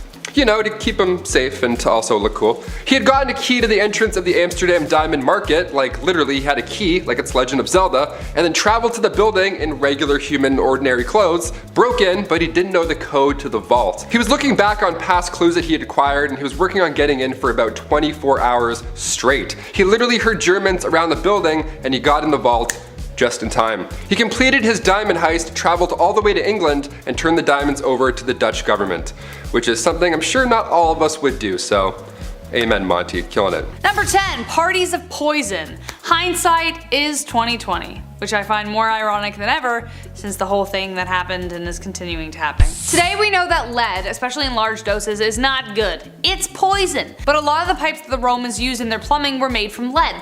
Their water had 100 times more lead in it than the water that came from the springs, which means every time they drank water, they were poisoning themselves. Some side effects include behavioral changes as well as weakening organs and vital signs, etc., which may explain some of the more questionable emperor behaviors or the fall of the Roman Empire, because people got nuts. But to add insult to injury, the Romans used to sweeten their wine with something called sapa. Sapa is lead acetate, the sugar of lead, and it's also a salt, which is confusing, and therefore poison. Since Romans could down as much as 2 liters of wine in one sitting, they were slowly poisoning themselves, first with water, then with the wine. Speaking of wine, moving on to number 9, we have You Better Love Wine. If you're a vodka or a beer person, you might not fit in while partying with the Romans, especially if you hate wine. Wine was the lifeblood of ancient Roman parties. Wine was drunk at every stage of the Roman party, but it had to be diluted with hot or cold water. Unlike how we drink wine today, which would be crazy if you were to dilute it. Whoa. It was looked down upon to drink wine in its purest form. It was served out with ladles, usually by naked and attractive male slaves. To heat the water, the Romans used special boilers, but if you really wanted to be bougie, they would add snow to make it cold. Considering they didn't have fridges back then, imagine the lengths they would have to go to keep the snow cold. Beyond temperature, Romans absolutely drooled for calda and mulsum. Calda was great for cold nights. It was kind of like a mulled wine. It was served hot and infused with spices. Mulda was infused with honey and a lot sweeter. I want to try and make both. Maybe I will on my Instagram. Let me know if I should in the comments below. Minus the lead, of course. Number 8, seating charts. If you have ever been involved in a wedding, you know how important a seating chart is. Or like even in school, when you're like assigned desks, it's a big deal. You could end up sitting next to your uncomfortable cousin or beside your smelly Aunt Sue. It could determine whether the conversation flows or it's stagnant the entire night. Ugh, hate that. Romans understood the matchmaking game when it came to banquets. It was a pretty big deal. Where you sat determined your station and overall how liked you were. They had a 3-couch system called the triclinium. The most honored guests would sit on the couch in the center next to the hosts on the right, but if you were on the couch on the left, it kinda meant that you weren't as big of a deal. Sorry. Eventually, as parties got bigger, so did the 3-couch rule extend to a huge semicircular couch in the middle that could hold about 12 people. Number 7, gladiator fights. We just did a video on this, Taylor and I, go check it out. Now, parties weren't just about eating, drinking, and socializing, there had to be entertainment, of course. Roman parties were designed around the 5 senses: taste, touch, smell, sight, and hearing. So of course there were the ancient Roman bards jamming out some earworms, but what was there to look at? You could only watch someone play the harp for so long. Next up on the entertainment list was acrobats, dancing girls, even mimes, which I was surprised to learn, plus trained exotic animals. If you were more like the charcuterie and like a quiet evening kind of person, you might enjoy poetry readings. But what really got the party started was an epic gladiatorial battle. Nothing like putting sharp objects in drunk people's hands. But that wasn't all they did. Parties were a big deal and nobles loved to outdo each other, so sometimes they went too far. More than once it got out of hand, but the most famous was during the reign of Emperor Elagabalus. He wanted to shower his dinner guests with flowers, so he built a full ceiling filled with them, but the flowers somehow ended up smothering some of his guests to death because he just kind of went overboard. Death by roses. That's a poem title right there. Stick to poetry nights, my friends. Number 6, starvation. But with the extreme cold, lack of sunlight, and seasons, crop failure destroyed many lives. Farmers no longer could look forward to a bountiful harvest in the fall, as basically nothing survived. The Irish chronicles show that they had a failure of bread of all things, from the years 536 to 539. Europe, parts of Asia, and the Middle East experienced a massive famine crisis. When did things get back to normal? Well, it took over a century for things to really start to turn back. Eventually, grit fell from the sky and slightly warmer temperatures returned, allowing for some crops to return. But the people had no way of knowing when that was going to happen. They just had to keep slugging along every day, watching their friends and families slowly die of starvation. Not a good time to be alive. Number 5? The Plague of Justinian. But things weren't about to get any better anytime soon. It wasn't just crop failure and famine they had to worry about. Soon, the bubonic plague was upon them. A couple years later, in 541, the bubonic plague swept across Europe, adding more woe to misery. It became known as the Plague of Justinian as it swept through the Roman port of Pelusium, Egypt, causing the deaths of half the Eastern Roman Empire's population. This in turn, according to, once again, Michael McCormack, sped up the final demise of the once great empire. The plague struck Asia, North Africa, Arabia, and Europe, taking the lives of a colossal 30 to 50 million people. And now there weren't that many people back then, so this would have really made a dent. The same disease would return centuries later and would be known as the Black Death. The reason it was called the Plague of Justinian this time around was due to the poor response from the Byzantine ruler. He was unable to complete the projects he had started due to the farmers and workers dying by the thousands, so he decided to raise taxes and change the tax code. He not only demanded taxes from the people still alive, but demanded they pay the ones owed by their fallen neighbors as well. So not a good time. Number 4, some benefits. There were some. Now, though scientists like to say this is the worst time to be alive in history, it depends where you were, and it depends where you live. I mean, I keep thinking that maybe World War II was probably worse, or World War I, I just don't know. But it was just such a long extended period of time. If you lived in the Arabian Peninsula, however, you may have actually been kind of grateful for it, you know? Due to the catastrophe, their weather changed for the good. They actually experienced more rainfall.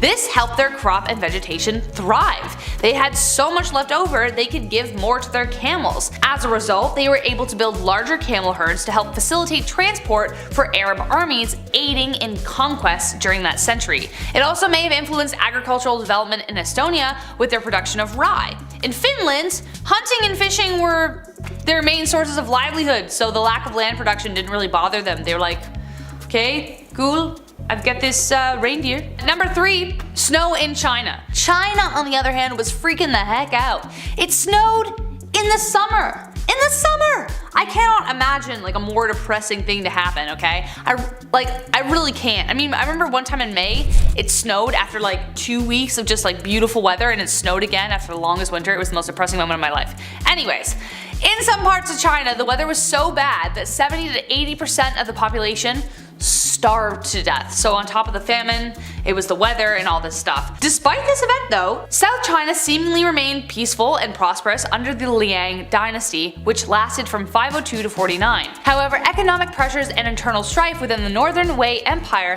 continued to cause trouble. The Northern Zhao was finally defeated in 581, and the South asserted control over the North. This led to the final linking of North and South China when Emperor Wen began construction of a canal system connecting the two parts of China together. Number 2, economic downturn. So obviously, with the fact that agricultural production was way down, workers were dying left, right, and center, an economic downturn soon followed the wave of plague and the mist. As previously mentioned, rulers such as Justinian raised taxes like crazy, burying his empire in debt. But just how bad did it get? Well, the study of seeds found in excavations tell a pretty bleak story. They found a high number of grape seeds in the ancient trash mounds. So what does that matter? Well, by going through each seed individually, that's dedication, they noticed a steep rise in the amount they found, and then all of a sudden a steep decline of grape pips. The Byzantine Empire, for instance, was pretty well known for their sweet wine that they sold,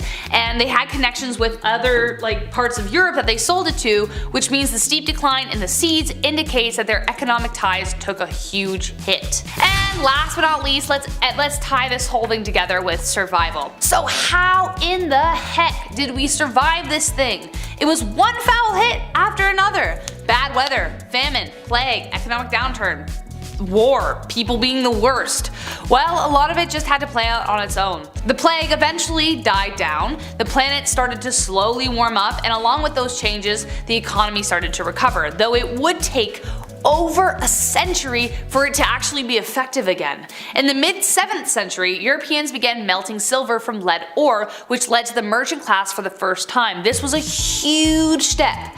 The Byzantines dedicated themselves to the preservation of history, and even though Justinian was the worst financially at the time, the critical reform he made regarding the legal system and those pesky construction projects set them on the right path for the future. Number 10, Unsinkable Sam. Have you ever had a cat kind of look you up and down like expecting something? Like that, you know? Everyone has. Why? Because cats are better than you. They were worshipped in Egypt for a reason. Cats can survive on the streets for days and then come back for cuddles when they want to. The tale of Unsinkable Sam is just another reason why cats are just ridiculous. Unsinkable Sam was the nickname for a cat who survived several shipwrecks during World War II. He started out on a German warship called the Bismarck that he snuck aboard. That blew up along with 2,200 men on board, but remarkably, this cat was found by the HMS Cossack on a plank of wood. So the Brits took him, and then their ship was attacked. Well, Sam had to figure things out once again, and this time the HMS Ark Royale found him chilling once again on some debris. Finally, he earned the name of Unsinkable Sam. But it wasn't over for this little dude, as a few months after that, the Royale was torpedoed and Sam was saved again by the HMS Legion and by his sheer badassery. Finally, they brought him ashore. Poor guy. And this seafaring adventurer retired to land and later died in 1955. I don't know how well he recovered. Check out this picture. Number 9. Interrogations. Hans Scharf was living in South Africa with his family, but when he was visiting Germany, that's when the war broke out. He was drafted, but his wife convinced a general to not put him at the front lines, but instead with the interpreters. After a handful of pleasant mistakes and wild coincidences, Hans became the lead interrogator for the Allied pilots felled in France and Germany. His methods, though, changed history in a good way. When he was younger, he witnessed a prisoner get abused, so from that day on, he vowed to never do the same. So his interrogation methods revolved around using kindness and friendly banter. His method had been studied since, and it works even better, of course. This way, whoever's on the other side, they leak more information, and nobody has to break any fingers. Once the war was over, Scharf testified against Germans, moved to the States, and began a new career as a mosaic artist. His work is currently on display right now in Cinderella's castle at Disney World, so if you want to take a good look, go and buy a $90 ticket and look.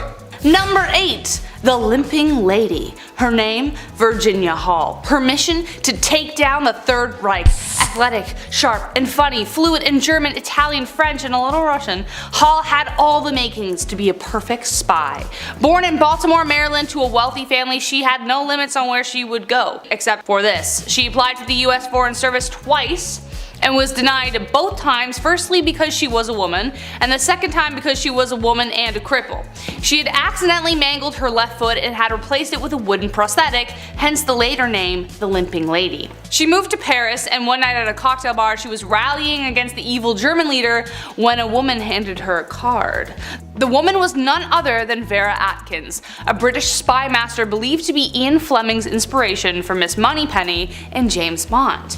Throughout the war, Hall was dubbed the most dangerous spy on the Allied force by the Germans. They hated her. Through guerrilla tactics, expert stealth communication, and disguise, she quickly became a legend. After the war, Hall was awarded the Distinguished Service Cross, one of the highest US military honors for bravery in combat. Take that, Secret Service! Number 7, Operation Gunnerside. This next one should be a movie. It's already a movie? Damn it. Okay, back in 1943, the Germans were up to some things. We can't say certain words because of YouTube's stuff, but you get me, they were busy. In the early 40s, Germany took over a factory in Telemark so they could make plutonium. Originally, the Allies sent 30 British Army officers, but they couldn't make it due to weather conditions. So next, they sent 11 Norwegians with skis. That's apparently all it takes to sabotage the plant. This is amazing, okay. The Norwegians snuck down a 660-foot ice gorge, snuck in, laid a bunch of explosives, waited for their hostage to find his glasses. He was a Norwegian caretaker. They let him go afterwards. 0 casualties in this entire mission, by the way. And then they left on skis. The one guy actually went back with his friends to sink a ferry. The Heroes of Telemark starring Kirk Douglas. Check it out if you want to see what I just said in action. Number 6, Saturnalia. One of the most popular Roman festivals. It was kind of like an early Christmas celebration, kind of. Except it wasn't at all. It was actually about the god Saturn, not Christ. Oops, but it did take place in December 17th to be precise, for 3 days. But people loved it so much, it soon got extended to 7, a whole week. All work and businesses were suspended, so better do your shopping on the 16th. Slaves were even temporarily free to do as they pleased, even moral restrictions were eased. A mock king was chosen, and candles, wax fruit, wax statues were all given as presents. The practice of candle giving was to symbolize the sun returning after the winter solstice. A statue of Saturn bound at the feet would be untied and invited to join the party. The houses were adorned with wreaths and greenery, kinda like Christmas, and singing, dancing, gambling were all common features, so kind of like Mardi Gras and Christmas combined. Number 5, the Black Banquet. A prank that went down in history. Don't worry, this is nothing like GOT's Red Wedding, thank goodness. Emperor Domitian had a pretty sick sense of humor and decided to host a party about it. In 90 AD, he invited a crowd of aristocrats to a banquet at Palatine Hill. When they arrived, the entire palace was decorated in black. Black velvet drapes, marble, everything was painted black, like the Rolling Stones song. Even the food was black and everything was illuminated by funeral lamps. Naked serving boys were painted from head to toe in black paint and served food and drink to all the guests. When they sat down, their place marks were tombs with their names on it, and instead of lush couches, they sat on cement slabs. So basically he was like, yeah, sit in your own grave. Domitian had killed several senators in the past, so everyone believed that they were never going to get out of there alive. It was like a huge metaphor for their own deaths. The emperor himself babbled about death and decay the entire night, so after the party was over and the guests made it home with their necks intact, Domitian sent gift baggies with their tombstones and onyx plates, and a now clean serving boy ready to do their bidding. Turns out the whole thing was a prank and the emperor was back at the palace laughing his butt off. Number 4, Bacchanalia. The party that was so wild, it got banned. One word, orgies. The Romans dug that kind of kinky shindig, but they like to pretend they didn't. Bacchanalia, the back guy, is a term used to describe a drunken, debaucherous party at frat houses or sororities, which isn't far off from the heyday. The Bacchanal celebrates the god Dionysus, also known as Bacchus, literally the god of wine and a damn good time. The celebration could include massive feasts, ritual parades and performances, and people carrying clusters of grapes around, and of course, wine. Lots and lots of wine. It used to just be held by women 3 times a year, but soon men were slowly admitted to the festivities and they started making it happen about 5 times a month. But this was the breeding ground for scandal, as it was rumored orgies and even human sacrifice occurred. So they were banned in 186 BCE, and if you ban something, you'll only make it more popular, so the celebrations continued covertly. So if you're into that kind of stuff, maybe forgo the human sacrifice, but there it is. Number 3, power play party. I've never lived within the aristocracy. I'm a blue collar gal. I'm never gonna know what it's like to be that rich. But I'm pretty sure this kind of who can throw the bigger party mentality hasn't really changed.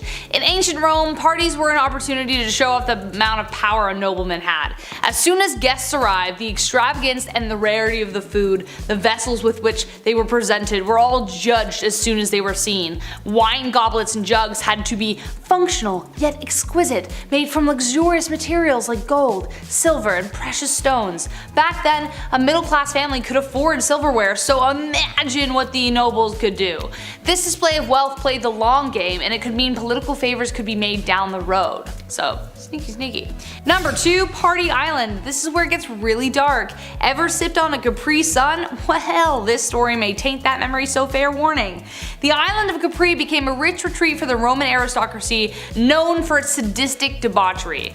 Emperor Tiberius laid claim to this island as a haven for his horrendous and horrific behavior. He brought really young, too young male and female people of the night to serve him at his villa.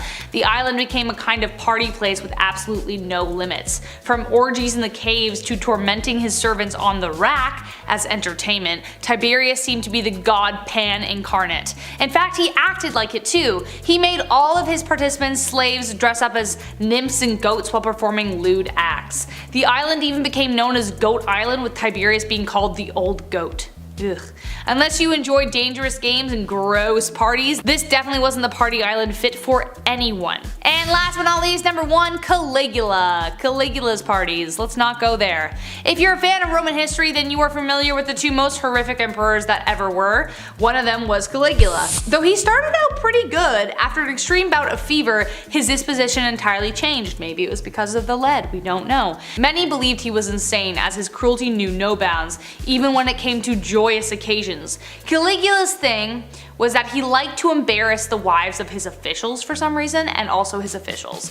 He would force specifically married couples to his banquets, and then steal the wives away throughout the night and then violate them against their wishes. But his torment doesn't end there. He would then relay to the entire party everything that he did in graphic detail and enjoy the frozen shock on everyone's faces because they couldn't do anything about it. It's no wonder he was eventually assassinated. Even at a party, this guy knew how to kill the mood. He wasn't the only emperor to turn the dial on creepy, Tiberius, when the party started, but if you had to choose whose party to go to, this one plus Tiberius, both of them, just don't go near them. Go to another time frame. Just imagine it otherwise. At number 10, watching consummation. Back in medieval times, depending on the century, weddings either meant a lot or meant nothing at all. If it was the early medieval age, then no one really gave a hoot about marriage, and I'll get to that later. But later, in the medieval age, marriage became a holy sacrament, and this sacrament had to be consummated. On the night of the couple's wedding, they would do the good old brown chicken, brown cow, boom boom pow, OMG wow, which could have been a positive or negative experience depending on circumstance, but it was also a little weird because there would be people watching it all happen. That's right guys, after the ceremony and reception, people would follow the bride and groom up to the bedroom and be like, hey Joe, grab the popcorn, we're watching the live showing of 50 Shades of Grey, and Joe would be like, yo bet, and then that's exactly how it happened. Anyways, this was all done so that there were witnesses to the consummation, so that the marriage's validity could be backed up. So if anyone tried to deny that their marriage was legit, Joe with the popcorn would be able to back up the bride and groom and confirm that everything happened. Kinda kinky, kinda weird. Number 9, dowries. Today's weddings are so insanely expensive. I don't know if it's ever gonna happen for me, for that reason alone. But, you know, they kind of replaced the dowry altogether. But what was a dowry? It was a set of assets, money, material, goods, real estate that would be given to the groom once the couple united. The purpose of the dowry was to entice a groom to marry the bride if he wasn't already attracted to her. A kind of, we will pay you to marry our daughter kind of vibes. But it also acts as a kind of insurance for the bride. Should the marriage end in divorce, the husband is expected to pay it back. So yes, there were indeed take-backsies if things got really bad. Though considering divorce and annulments were rare and the money really never belonged to her, not the best rule to live by, but the groom would also pay something called the bride price or bride wealth. The groom was expected to pay a sum either in assets or money to secure a lady's hand in marriage. This implied security for the bride and their family. But yes, in both accounts, technically, a bride could be bought and sold for whatever price the family/groom deemed appropriate, so really just a marriage pawn. On number 8, shotgun wedding. Marriage and weddings back in the medieval ages were practiced very differently compared to today. Back then, people started getting married and having kids very, very young. Usually, girls would be married off as soon as they hit puberty, so around the age of 12, and they would start popping out as many spawn as possible because the high infant mortality rate made it very difficult to grow a family. On top of the duty to further the population, these marriages weren't for love. Arranged marriages were the norm back then because it was mostly used to join families for status or alliances, or because your dad owed Billy from down the block a favor and he offered you to his son Billy Jr. Marriage ceremonies were also very different back then. Because marriage wasn't as big of a fuss as it is now, it didn't matter where you got married or how soon. You could get engaged in the morning and be married by lunchtime if you really wanted to. Most people didn't need permission to get married, so they could hold the ceremony anywhere. Marriage ceremonies could be held in places like pubs, in the middle of the street, or even in bed. Because of this, it made it really hard to know who was married and to whom until the 12th century, when it was declared a holy sacrament that must be observed by God. Number 7, no objections. So obviously, with a lot of people marrying willy-nilly, a lot of marriages mostly made people miserable. Maybe. Enemies to lovers is my favorite book trope, so who knows how spicy things actually got. I hate you, I love you, next day, I don't know. But the famous line, speak now or forever hold your peace, only got introduced in 1215 to try and flesh out drama before they couldn't go back. In the Middle Ages, drama, discovered after marriage vows were exchanged, caused major problems since divorce wasn't easy or, accepted. We will get to that later. For instance, Joan of Kent, who was known for marrying Edward the Black Prince and mothering Richard II, had a secret marriage when she was 12 years old. She didn't get approved. In her early teens, she was married to an aristocrat, but the secret marriage was discovered after 8 years. The papal court had to overturn it and return her to her knight. He died 11 years later, and it was after that that her cousin Edward married her. Wouldn't it have been nice to know that little detail before she married the aristocrat guy? Yeah, probably would have saved a lot of heartbreak, hence why the speak now or forever hold your peace was introduced. Number 6. Look at all these cool chickens. Let's face it, we all went through our awkward phases in life. And if you didn't live through the early 2000s as a youth, then bands like Linkin Park and My Chemical Romance just don't hit as hard. So when trying to find the weirdest inventions of the 1800s, I felt like closing my bedroom door and playing Green Day as I dye my hair because I'm super serious about how I feel. Why do I feel this teenage angst, you ask? Well, that's because there's rose-tinted glasses for chickens. Yeah, and they're cooler than me. Ugh. Yeah, little tiny eyeglasses for chickens, but they actually have a good use. They were designed to prevent pecking and cannibalizing other chickens. Ooh. The theory goes that if a chicken was wearing rose-tinted glasses, he couldn't distinguish between blood and what wasn't. That way they wouldn't attack each other. Yet another heartwarming comfort from the 1800s. Number 5. I'm coming out of this hole, partner. We enjoy many luxuries in the 21st century. Warm houses, everyday appliances, and the freedom to shout profanities at strangers on the internet you slightly disagree with, but you give them the business anyway because it's been a bad week and you deserve it. But probably what we should all be thankful for is modern medicine. Back in the 1800s, it just wasn't where it is today. A great example of that is safety coffins. A truly grim situation. A medical doctor has declared you dead. Now you are being buried alive. Have no fear, friends, because you had enough money for a safety coffin. The coffin contained a device or means of various designs, which was to alert the living of your mistaken burial and hopeful resurrection. The very rational fear of being buried alive most likely was spun from fiction and news at the time, with the occasional case happening here and there. However, I'm of the opinion it should be a never ever kind of thing. Yeah, no thanks. Number 4. Your bad hair day has just been terminated. Oh, to live in a time of industrial revolution where machines go and go. I'm sure that all this heavy industry won't enable bad practices of corporations and usher in the destruction of our environment. Pfft, no sir! This is the age of machines, and if machines can help with one thing, it most certainly can aid in another. May I introduce you the rotary hairbrush? Why brush your own hair when an overcomplicated machine can do it for you? At the time, it kinda made sense. Machines felt like they were the way of the future. They were kind of right, but at this rate everything in the home would have intricate pulleys or a steam engine attached. Steampunk anyone? Number 3. Full of air. The Industrial Revolution changed the world, we can't deny that. That can also be said for the steam trains. But what about pneumatic powertrains? Back in the 1800s, a man named Alfred Eli Beach came up with such a design. Prior testing had proven useful enough to build a larger demonstration in New York. So he built a tunnel to test his air-powered train. It only ran a short distance, but the train held 22 people and was controlled by a roots blower nicknamed the Western Tornado. That was also my nickname in high school. Sadly, the project didn't receive much support from the government at the time, and other methods for trains eventually took over. Unfortunate, because it sounds like Alfred Eli Beach was very dedicated to the project, as he put up a very large sum of money to the project. The tunnel that housed the short train line was completed in 58 days. While he did have bigger plans for his train, it kinda just became an amusement for people. It was shortly shut down thereafter. But 58 days, that's pretty quick. I'd like to see that happen in a major city now. No way it's happening. Number 2. Get on my mongoose, bro. Looking at the Motor Scout, you can see the beginnings of what could be a 4-wheeler. Personally, I think it looks like a mongoose from Halo, but Mom thinks I play too many games. Designed by F.R. Sims in the late 1890s, it was never really meant for off-road terrain, instead to support infantry on smooth roads. Sims, understanding the annoyance of trying to ride your motorized quad cycle while someone is firing at you, placed a Maxim machine gun on the quad to return fire. Which is strange, because usually these things require a team of soldiers to operate. He also added an iron shield for a little extra protection.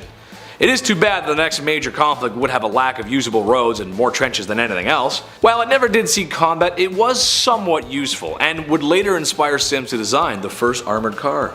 Number 1. Bro, trust me. Everyone has a favorite article of clothing. For sports fans out there, it could be a lucky jersey, but back in the 1800s there was an article of clothing no British soldier could be without. The cholera belt. What does a cholera belt do exactly? Well, it helps to prevent cholera. I've got good sources, bro, trust me. The running not so scientific theory at the time was that any abdominal issues and sickness was caused by a chilly belly. So simply make your tummy warm and voila, cholera has been prevented. British soldiers in India were often given the belts unaware of the biohazard that was an epidemic. The belts were just flannel that basically wrapped around you. It's a good thing we're not superstitious today and would never buy into such ridiculousness. Hey man, did my order of healing crystals come in? I'm getting some bad voodoo vibes at home lately, man. I totally need to cleanse that space, bro. Number 10. The bullet mousetrap. You might have heard me say that and said, what? Which is exactly what I said when I saw a mousetrap that's main killing potential was to fire a lead slug Minuteman style at a small rodent. It is no exaggeration to say that the difference between this mousetrap and a musket is that a musket weighs a little bit more. The mousetrap was loaded just like a traditional musket of the time, with black powder, a lead ball, and even a percussion cap. In all honesty, I'm not sure how you go about defending this mousetrap. Textbook definition of overkill. Also, you know, there's a loaded firearm in the house with a hair trigger that a small rodent could set off by gently grazing it. I like to imagine a fun family game of, do I no longer have a sister, or was that just a mouse, after hearing a small musket fire inside the home. I also had to mention that while the immediate danger of a .32 caliber lead ball finding a new home in your stomach is frightening enough, black powder being black powder is very volatile and produces a lot of energy. Fire hazard. Smokey the fire safety dog does not approve. Number 9. Tea for men. Winding the clock back to the 1800s, you'll find pictures of distinguished ladies and gentlemen. And these distinguished gentlemen have the fullest and thickest mustaches ever grown by man. Much care is needed to maintain such a manly image. So when an established gentleman goes for his morning tea, it would be rather unfortunate to get his mustache wet and ruin his dashing good looks. An invention of the 1800s beckons to solve this issue with the mustache cup. Mustache cups were invented so the chivalrous men of the day didn't ruin their grooming rituals with a cup of Earl Grey tea. The cups had a small porcelain mouthpiece with a smaller hole for drinking, while the main piece would protect the stash. It may sound ridiculous, but it almost looks like a modern travel mug. So maybe they were onto something. Number 8. Nightmare Story. I don't know about you guys, but no matter how you present them, dolls are just creepy. Have you ever noticed that when someone has a creepy doll, it's never just one? There's always a bunch of them for some reason. I don't know, I wouldn't want the room to feel safe or welcoming after all. One man in 1871 said, "I know, let's make them even creepier by having them move themselves." The creeping doll, as it was called, was a doll-like automaton that had clock-like gears to simulate real human movement, with the addition of hidden wheels underneath to aid in the doll moving across the floor. Because, you know, the last thing I need is this doll creeping into my bed at night. Whew. Number 7. Gee, this cane is heavy. As people began to settle down after imperial monarchies went the way of the dodo bird, it was a good idea in everyone's best interest to limit people carrying weapons. If people didn't have swords, it could make another revolution a little less bloody. But what's that I hear from upper class wealthy people who don't want to listen to the rules that they make? Well, how about concealed and hidden swords? Yep, that's right. Cane swords were a popular fashion accessory in the 19th century. As carrying swords fell out of fashion, royal men needed to take swords with them for self-defense, or so they thought. Even women were concealing these hidden bladed inventions in parasols. However, it was socially unacceptable for a woman to have such possessions, let alone have the ability to know such training. As time went on, the hidden compartments that held blades were replaced with my personal favorite item, a flash.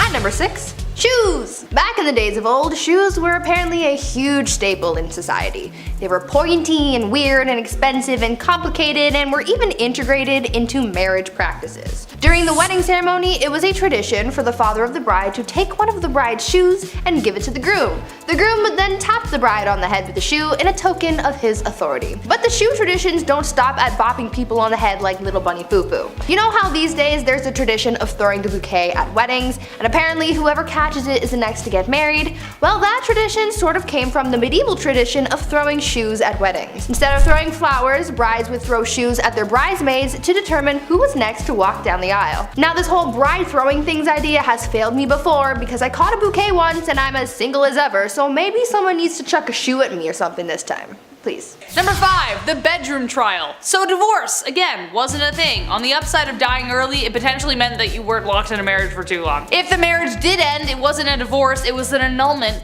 which was very expensive. A common reason this happened was due to consanguinity, which was close relations by blood or marriage, which was forbidden. Other grounds would be adultery, leprosy, and impotency. Also failure to concede to the marriage debt, which was the obligation for both spouses to engage sexually. It actually didn't matter where this happened, you had to do it even if it was in a church. It was a big deal. Enter the bedroom trial. Court cases from the 14th century show records that bedroom trials took place that would determine whether a marriage should continue.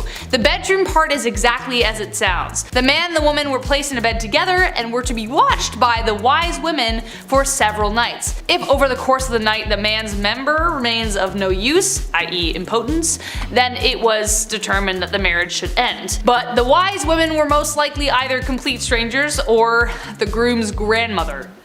So I doubt that would have helped with the getting it up part.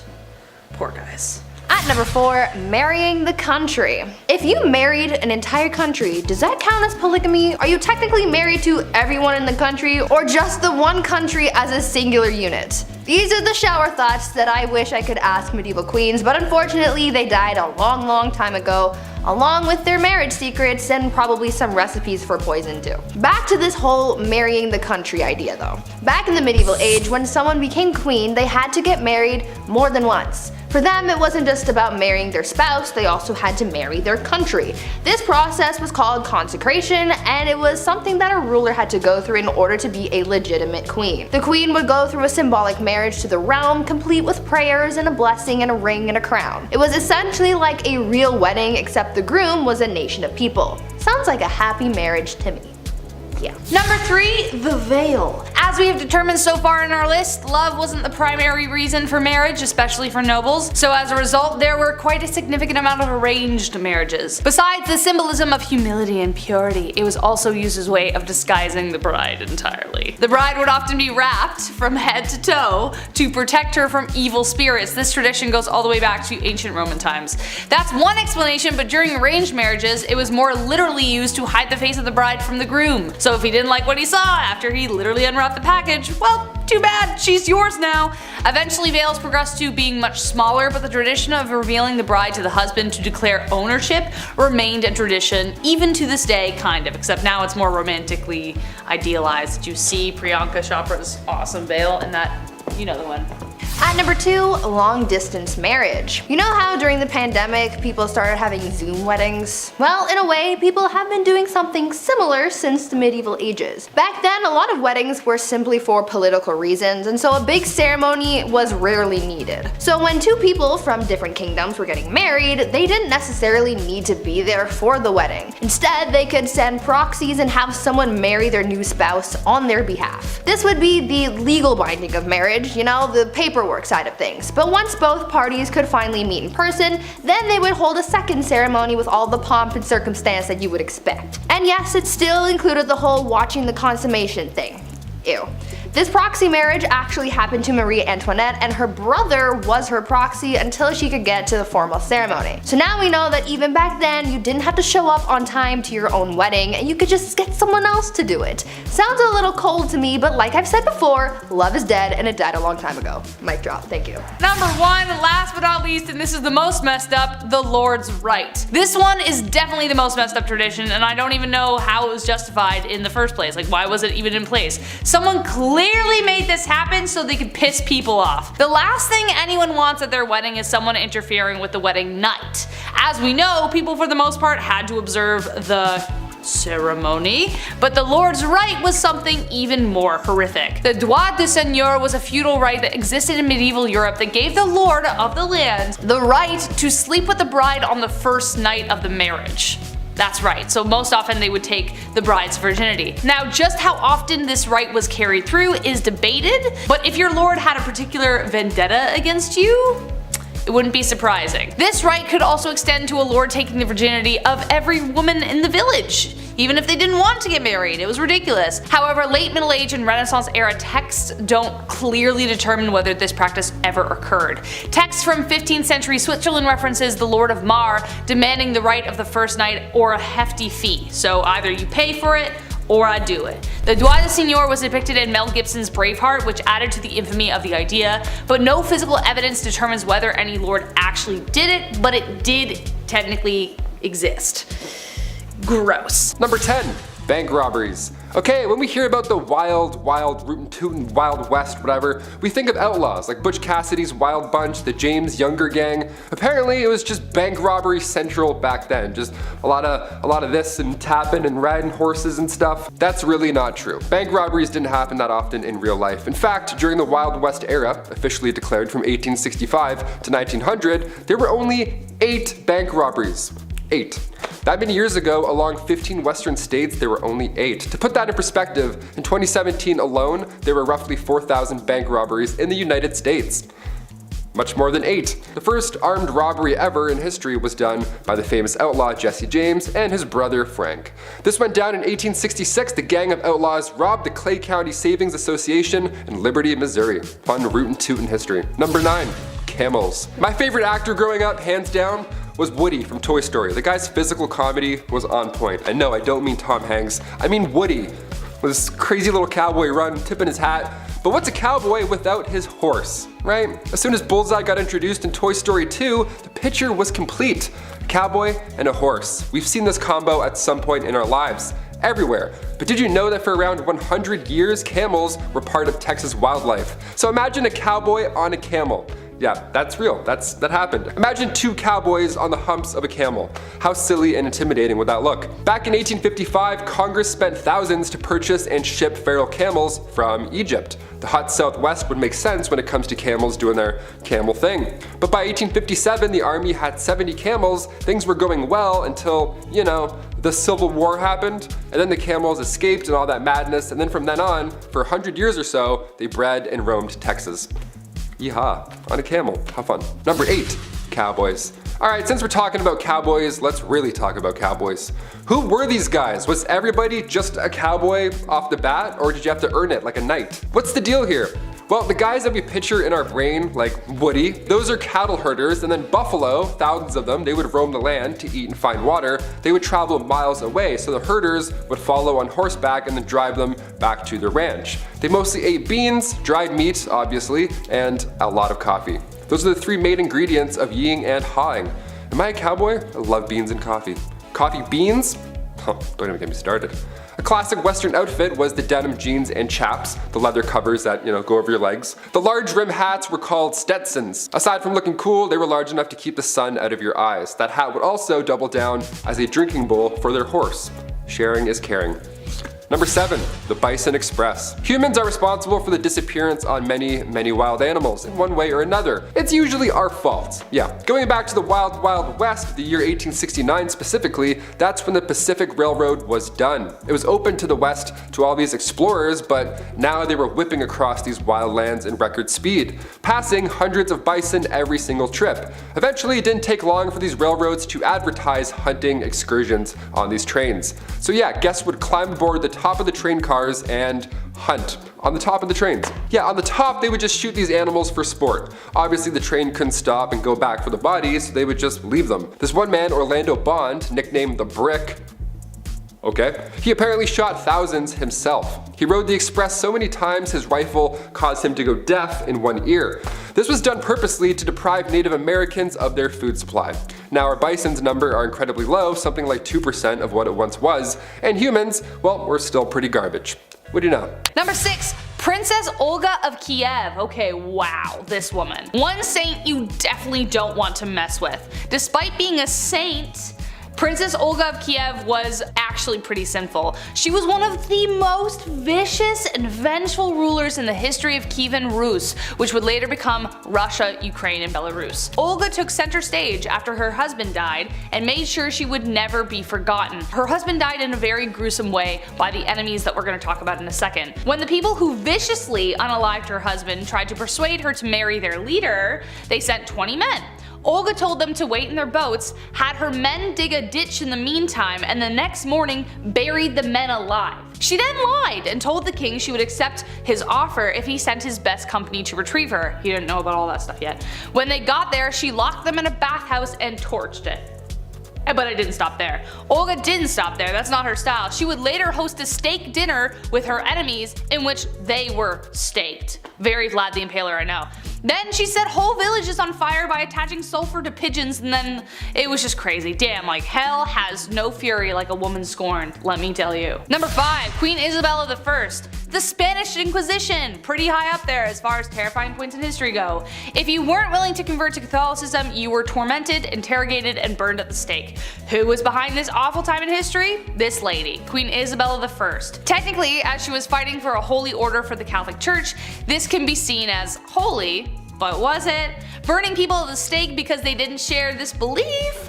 Not cool, Isabel. She created a secular government through her reign which allowed for the monarchy to have more power. Being a pious Catholic, she made Catholicism the official religion and created a tribunal to make this happen. Secret service or a secret police that spread fear wherever they went. Her direct influence caused the Jewish population to falter for a really long time after. Number 4, Fridegund of Soissons. Okay, maybe said that wrong, so I apologize. Kind of impressed with her rise to power. She went from slave attendant to queen. How do you bridge that gap? No idea. Boy was she ferocious. Assassination and manipulation were her main political tools. Fridegund was among a small number of enslaved women in the Merovingian household that became a queen. Merovingian was the OG Central Europe before everything got split up. She survived political dangers and retained her husband's loyalty and could persuade monks and priests to jump onto her plots with ease. She encouraged her husband, the king, to set aside his first wife and then even take the life of his second. But his second wife, Galswinda, had a sister named Brunhild who became the mortal enemy of Fridegund. She had good reason to be. Fridegund continued to do everything she could to secure her position, one assassination after the next. She was a pretty stormy lady. Number 3, Bathory. Okay. Alright. Technically not a queen, I get it, but she might as well have been with the power that she had. So fight me. She's remembered as the most evil woman in the world in history, I think. I don't know. That's my opinion. Bathory was the stuff of nightmares. Elizabeth Bathory was born on August 7th, 1560 into a prominent Hungarian noble family, making her practically untouchable. She married a very famous war hero who is suspected of gifting Bloody Lizzie with the skills she used to kill. After she died, Bathory became obsessed with immortality. Supposedly when one of her servants accidentally spilt blood on her, and her skin appeared younger after. Bathory then began her mission of horror, luring over 650 young virgin women to her palace and brutally taking their lives. She was even bold enough to lure daughters of nobility. Before draining them of their blood, she would make them suffer in ways you don't even want to imagine before bathing in the blood itself. When she was finally caught, 3 of her servants were executed, but she was simply locked away in her tower for the rest of her days on house arrest. Ugh. Number 2. Catherine de' Medici, also known as the Serpent Queen. History colors her story as the tale of the evil queen. On one hand, she is remembered for being one of the most powerful French queens in history, and then on the other, she was blamed for the many atrocities that took place during her reign. Her regency was marked by the French wars of religion and the many games Catherine played within them. The Catholics and the Protestants, as previously mentioned, were at war, and she spent a lot of time trying to find peace. Kind of. But she was a passionate Catholic and is believed to have tried to remove a Protestant general from her son's side. When he survived the attack, she lied and convinced her son that the Protestants were responsible, so she scapegoated them. So he authorized taking the lives of their leaders. Enter St. Bartholomew's Massacre. Catherine implicated the general, which resulted in him being the first to be beaten and then tossed out of his own bedroom window. An estimated 3,000 French Protestants were taken out in Paris, but the total countrywide was around 70,000. And last but not least, Bloody Mary, actually known as Queen Mary I of England, so no, I'm not talking about the girl you say in the mirror 3 times so that she appears and you're like, wow, I'm haunted forever. Queen Mary became known as Bloody Mary due to her vicious tirade against Protestants in England during her reign. She even imprisoned her own sister, Elizabeth, who we mentioned at the beginning of this list, due to suspicions of treason. This was unfounded. She bore her father Henry VIII ill will after the stuff he pulled with the church, and after having delegitimized her as his heir for a time. After Mary took the throne and married the Catholic King of Spain, she began carrying out her plan for England to become Catholic once again. In 1555, she revived England's heresy laws and began burning offenders at the stake, starting with her father's longtime advisor, Thomas Cranmer, the Archbishop of Canterbury. She burned over 300 convicted heretics, most of them being common citizens, and dozens more died in prison, hence giving her the name of Bloody Mary. Number 10, not bathing. Let's start off strong. So obviously hindsight is 2020. We know a lot more about personal hygiene now than we did, then and as well in like middle school, because high school locker rooms, what the heck. Without the knowledge of germs and disease, not bathing seemed like the logical next step for a lot of people, even though it made you smelly as all heck. When the Pilgrims arrived in Native America on the Mayflower, the indigenous tribes often referred to their horrid smell. An account from a member of the Patuxet Nation even tried to convince them to start washing themselves. They were like, come on guys, it's enough. They washed their hands and faces, but they rarely washed their whole bodies. Though they believed cleanliness was next to godliness, that didn't necessarily mean they needed water to do it. They believed that should they submerge themselves, they risked disease. This could be because they dumped their daily duties into the water, so that's likely. So instead they took dry baths where they wiped themselves down with a dry cloth, but it didn't really help much. Number 9, bedpans. It's always the worst when you get tucked in at night, you start to fall asleep, you're starting to doze off, and then you realize you need to pee. It's the worst. You gotta get up, walk down that long, scary hallway, blind yourself for 2 minutes, and then get cozy all over again. Well, in the Middle Ages, you would just toss your full bedpan out the window. Easy peasy. Heads up. Oh, oops. It's so gross. Or sometimes, if you were feeling a little lazy, this was also common, you would use the bedpan and then just slide it back underneath your bed and go right back to sleep. If anybody ever gives you shit for having cups in your room, show them this video, show them this history. You're fine, you're not that bad. Back in those days, we weren't exactly aware of the disease that we threw out the window as well. Most of the time it was number 1, so the rain could just, wash away the yuck, but these buildings were only 1 story. It wasn't going anywhere. If you were tossing anything out, you'd be stepping over it the next morning on the way to, the public execution or whatever. Number 8, a lead facial. Today, if you have tan skin from that hot summer glow, it implies that you have had enough leisure time to acquire such a hue. Getting a tan is the thing unless you're like me and slather on that sunscreen for health.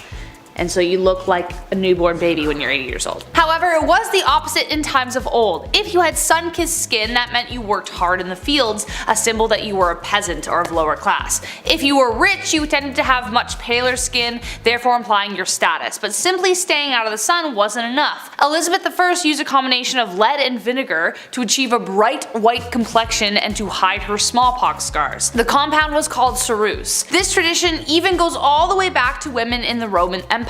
A well-known actress named Kitty Fisher was also said to have died from the material as it slowly poisoned her with daily use. The material would add blisters, so she'd put more on to cover it up. Same with Elizabeth, and yes, slowly you understand. Number 7, Victorian Laundry Day. You spill some mustard on your shirt today, that stain will be gone by the time you get home. We're pretty advanced when it comes to quick stain removal today, but like the Romans, which I'll talk about later, it wasn't always smooth sailing. Take the 18th century for example. When Laundry Day came around, it was an event. It was like an ultimate chore. They had to take daylight in consideration and plan their washing days, as in more than one. The Victorian era was exhausting. They would soak their clothes overnight, then the next day would be spent soaping them up, boiling them, rinsing, soaping again, rinsing again, maybe soap one more in case there's too much pee-pee, and then rinsed another time, wrung out, mangled, laid out to dry, hence the sunlight timing, starched and then slowly ironed.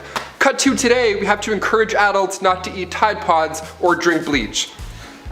We'll get there, maybe, I don't know. Number 6, alcohol. These saloons cowboys would visit, was there a bouncer? Did you need 2 pieces of ID? What was the drinking age back then? Well, besides the swinging saloon doors, it really wasn't a fun time at all. Alcohol back then, first of all, was basically just poison. Actually, it was literally poison sometimes. They had whiskey like 40 rods and Tao's lightning. You have a couple of those and you're literally passing out in minutes. Nobody was getting cut off in old-timey saloons. The bartender wasn't like, hey, how about a water, buddy? Let's get you home. No, it was a show. They had this one drink on bar rail called tarantula juice. Yeah, happy 21st birthday. Go throw up. It was made from strychnine, which was actual poison. So when the whiskey wore off, the strychnine would be left over in the patron's body, and it felt like tarantulas were crawling all over your skin. Ugh, yeah, I'm good with a Bud Light Lime. Thanks, man. Number 5, the gold rush. Picture a billboard for the Wild Wild West, okay? What's on it right now? A cowboy tipping his hat in the corner with, 4 missing teeth, a sunset in the corner obviously, maybe a horse, and also a bunch of gold stacked up in a mine, right? Well, we've heard about the Wild West here and there, but was there really a massive gold rush?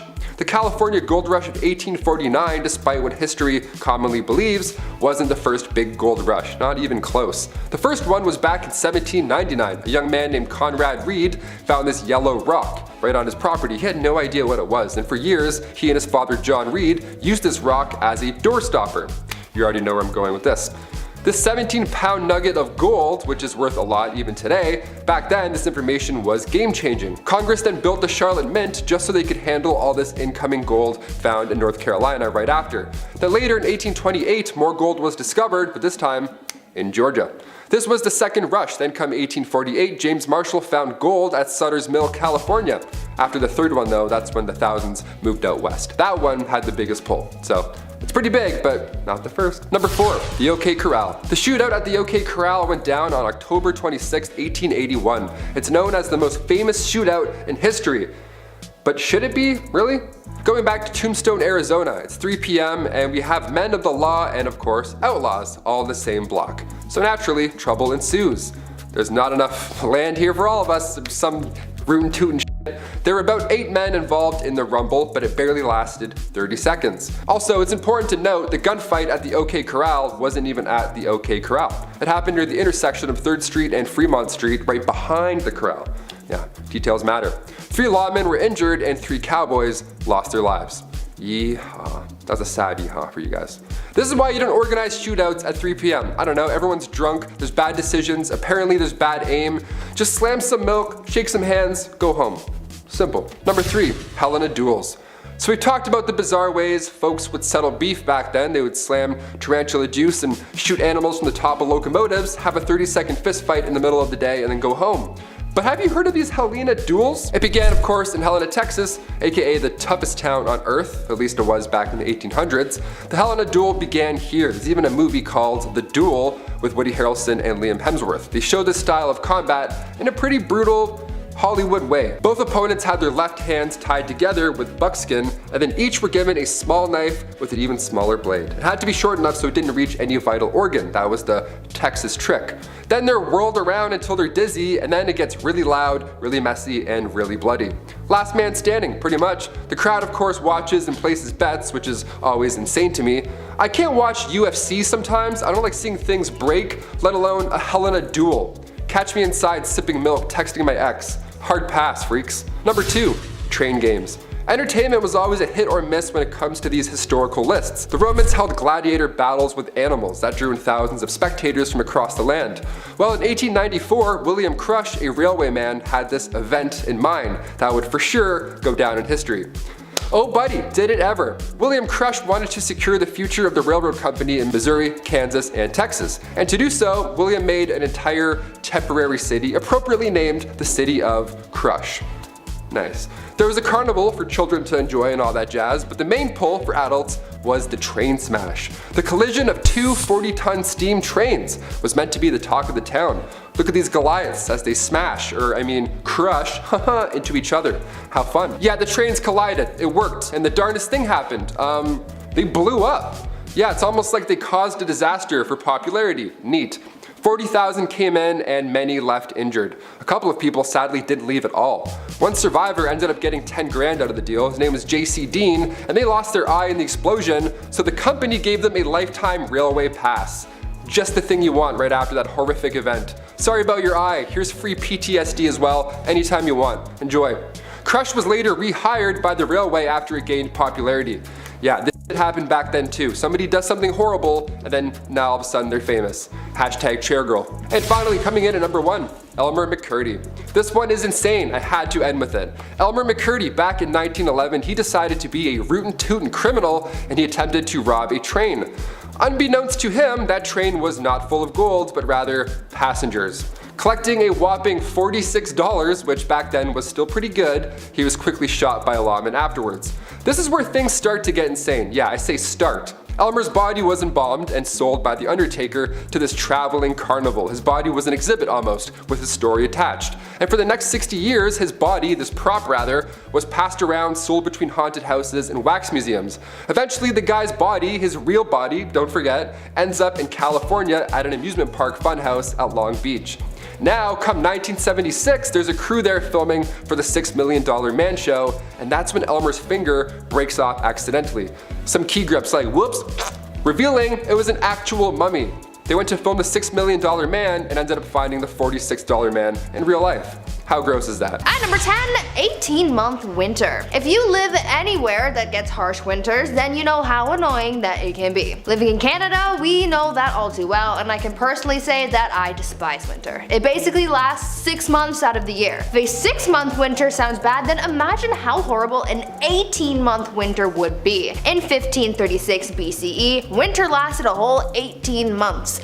Based on archaeological records, a thick dust veil and darkened skies caused temperatures to drop significantly in Europe and parts of Asia. This created some pretty frosty summers and harsh winters for those living in the area at the time. It is believed that this was all caused by a volcanic eruption that shot dust particles into the air, and they didn't dissipate for a long time. This phenomenon wasn't just a minor inconvenience to people though, and it greatly impacted the lives of many. It is believed that about a third of Europe's population was wiped out, and death rates soared to about 90% in northern regions. It was quite the catastrophe. Alright, number 9, Andrew Jackson. You know when you get so frustrated with someone, you just take over and do it yourself? You're like, come on, just let me do it. Well, that's probably exactly what went through Andrew Jackson's brain when he was about to be assassinated because it was so poorly done. He survived 2 point-blank assassination attempts by the same guy, seconds apart. It was a cold, wet day in January in 1835, and Richard Lawrence waited behind a pillar inside the Capitol Rotunda. The aging president was there to attend a funeral, of all things, and Lawrence wanted to add one more body. He leapt from behind the pillar and fired. A loud bang went off, but the powder failed to ignite. Fail number 1. Andrew was not pleased, and despite his aging form, he was using a cane. He went at him with said cane. Lawrence quickly grabbed another pistol and the same thing happened again. Misfire. Wow, you got so close, dude, and you really messed that up. During the trial, it was confirmed that Lawrence was indeed insane and thought he was the true king of England. And according to him, the only thing standing in his way to achieving true power was Andrew Jackson. At number 8, Boston Toffee Apple Tsunami. Imagine a great wave of sticky syrup flooding your town. What would you do? Run? Hide? Have a quick snack? Well, for people in Boston in 1915, they didn't have enough time to think about those things when the Boston Toffee Apple Tsunami happened.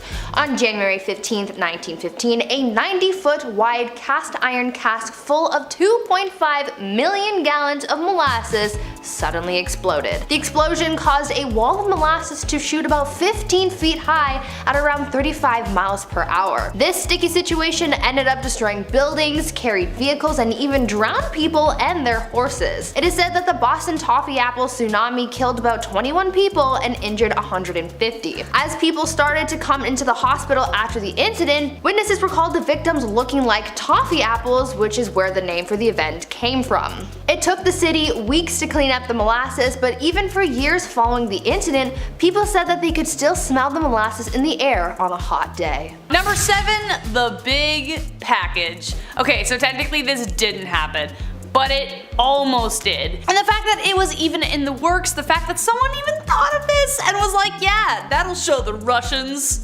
So ridiculous. No one really won the Cold War, but everyone has their perspective. But even today, the tensions between America and Russia are pretty taut. Rather than all-out trench warfare, the Cold War consisted of espionage and psychological warfare on both sides. The CIA had many plans, and one of them may surprise you. In the 1950s, Frank Wisner took over the OPC, the central part of the CIA. He sketched out the idea of how to really emasculate the Russians. Under his leadership, they drafted out a plan to drop massive condoms labeled medium to make them think that the US was superior to them, all based on the size of their John Thomases. Because when it comes to deciding whether or not to nuke another country, size matters. They would make the Russians bow to their superior sexual prowess of American men. Oh, sorry, I just almost knocked myself out with that eye roll. Whoa. Needless to say, the plan never came to fruition. Number 6, no hand washing.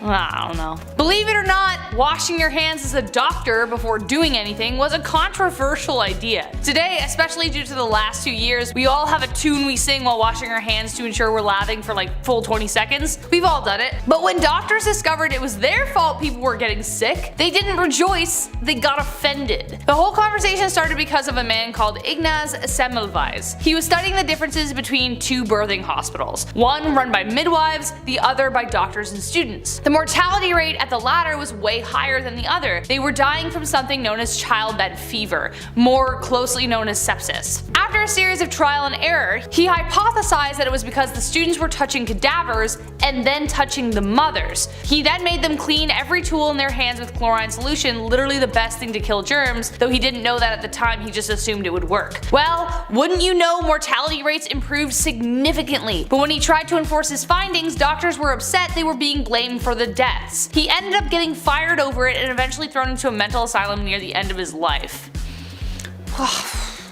Considering what we know now, that's rough. Number 5. Dark dental days. Dental health is important. We have the charcoal toothpaste trend that I myself even hopped onto recently, but why are we even doing it? Do we know, other than it's on TikTok? Well, it helps remove stains, but aside from that, there's no hard evidence that this is the next best brushing method. We do it because it's popular. It feels like we're missing out on something. Well, Queen Elizabeth I apparently had a pretty strong desire for a Mars bar too, but back in the day, they didn't have TikTok, brushing wasn't cool, nor was it perfected in any sense. The Queen's teeth became riddled with cavities. Her teeth straight up began to rot, and subsequently turn black. But seeing as she's the literal queen, people wanted to be just like her in any way. She started a short-lived trend where women blacken their teeth on purpose just so they would appear rich enough to afford sugar. That's wild. That's like me walking around in a neck brace being like, oh yeah, I crashed my Lamborghini. I totally have one of those. Number 4, arsenic. I think they were confusing this chemical with Accutane, which is a chemical we use today to treat acne, but for a while, arsenic wafers were used. Yes. The poison, arsenic, the thing that would kill you, yeah, that one. In the 19th century, arsenic was marketed as a safe way to effectively clear your skin. It also claimed to restore a youthful complexion that we as humans always long for. Now, it did create a very pallid complexion, but not because it was restoring the gift of life, but because it was killing off the consumer's blood cells. Yay! It also cleared acne pretty well, but it also created a dependency on the product. If the user discontinued using the wafers, then the acne would return, even worse this time. Therefore, it would create a vicious cycle of slowly poisoning oneself to death because you'd have to go back on it so you look hot, I don't know. Number 3, the tricho system. Instead of plucking your eyebrows before prom or getting waxed head to toe like we commonly do so today, back in the 1920s, you needed the tricho system to remove any unwanted hair. This device was booming in the 20s. Hair salons just had to have this machine, and I'll call it machine. It was changing the game. By 1925, there were over 75 systems installed in beauty shops, and what you would do is you would sit at this large desk, face a tiny small window, and for a few minutes, you would just be beautiful. Just 20 simple treatments of this radiation beaming off your face, and then bam, you're beautiful. What's the trick, you ask?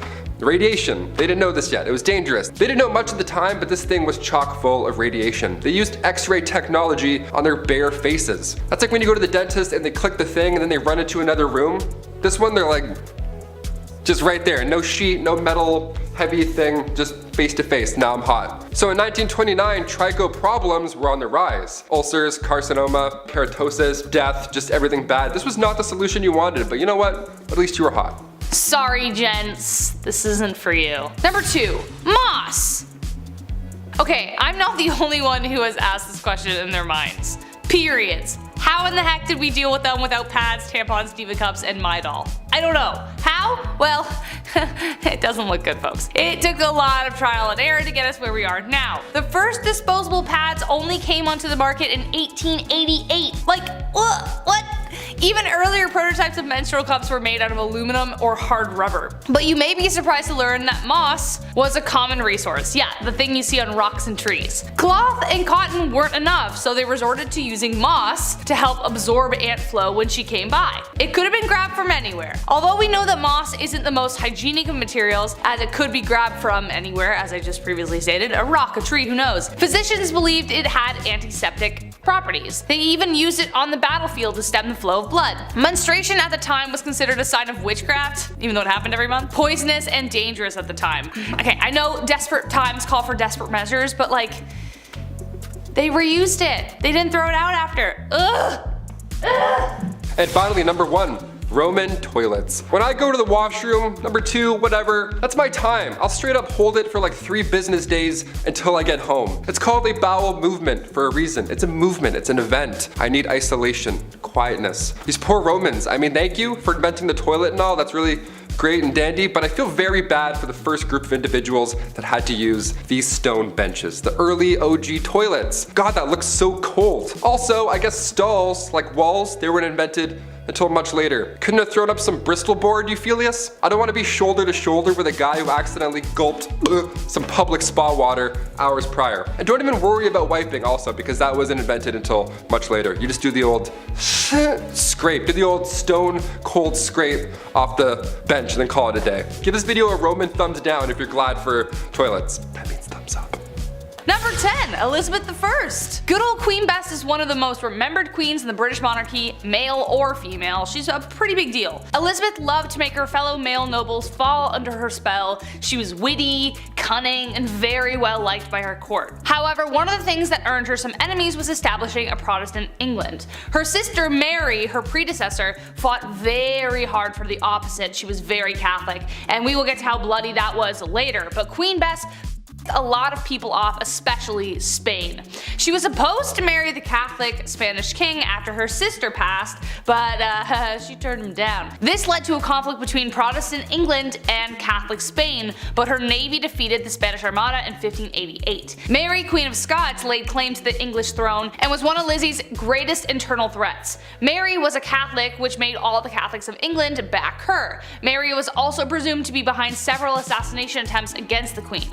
Finally, Queen Elizabeth had to take action, and after keeping her cousin hostage for 20 years, she finally had to have her executed. And we'll talk more about her later. Number 9. Catherine the Great. So Catherine the Great was called the Great for a reason. She was a pretty epic woman by most accounts. She even had one of the first vaccines, which is pretty crazy. Though she wasn't actually born in Russia or even Russian at all, Catherine was not content to go down in history quietly. She considered herself an enlightened ruler, and history tends to agree, with aims of prioritizing education for the people. She had many lovers, and there is enough evidence to suggest that the son she had was illegitimate.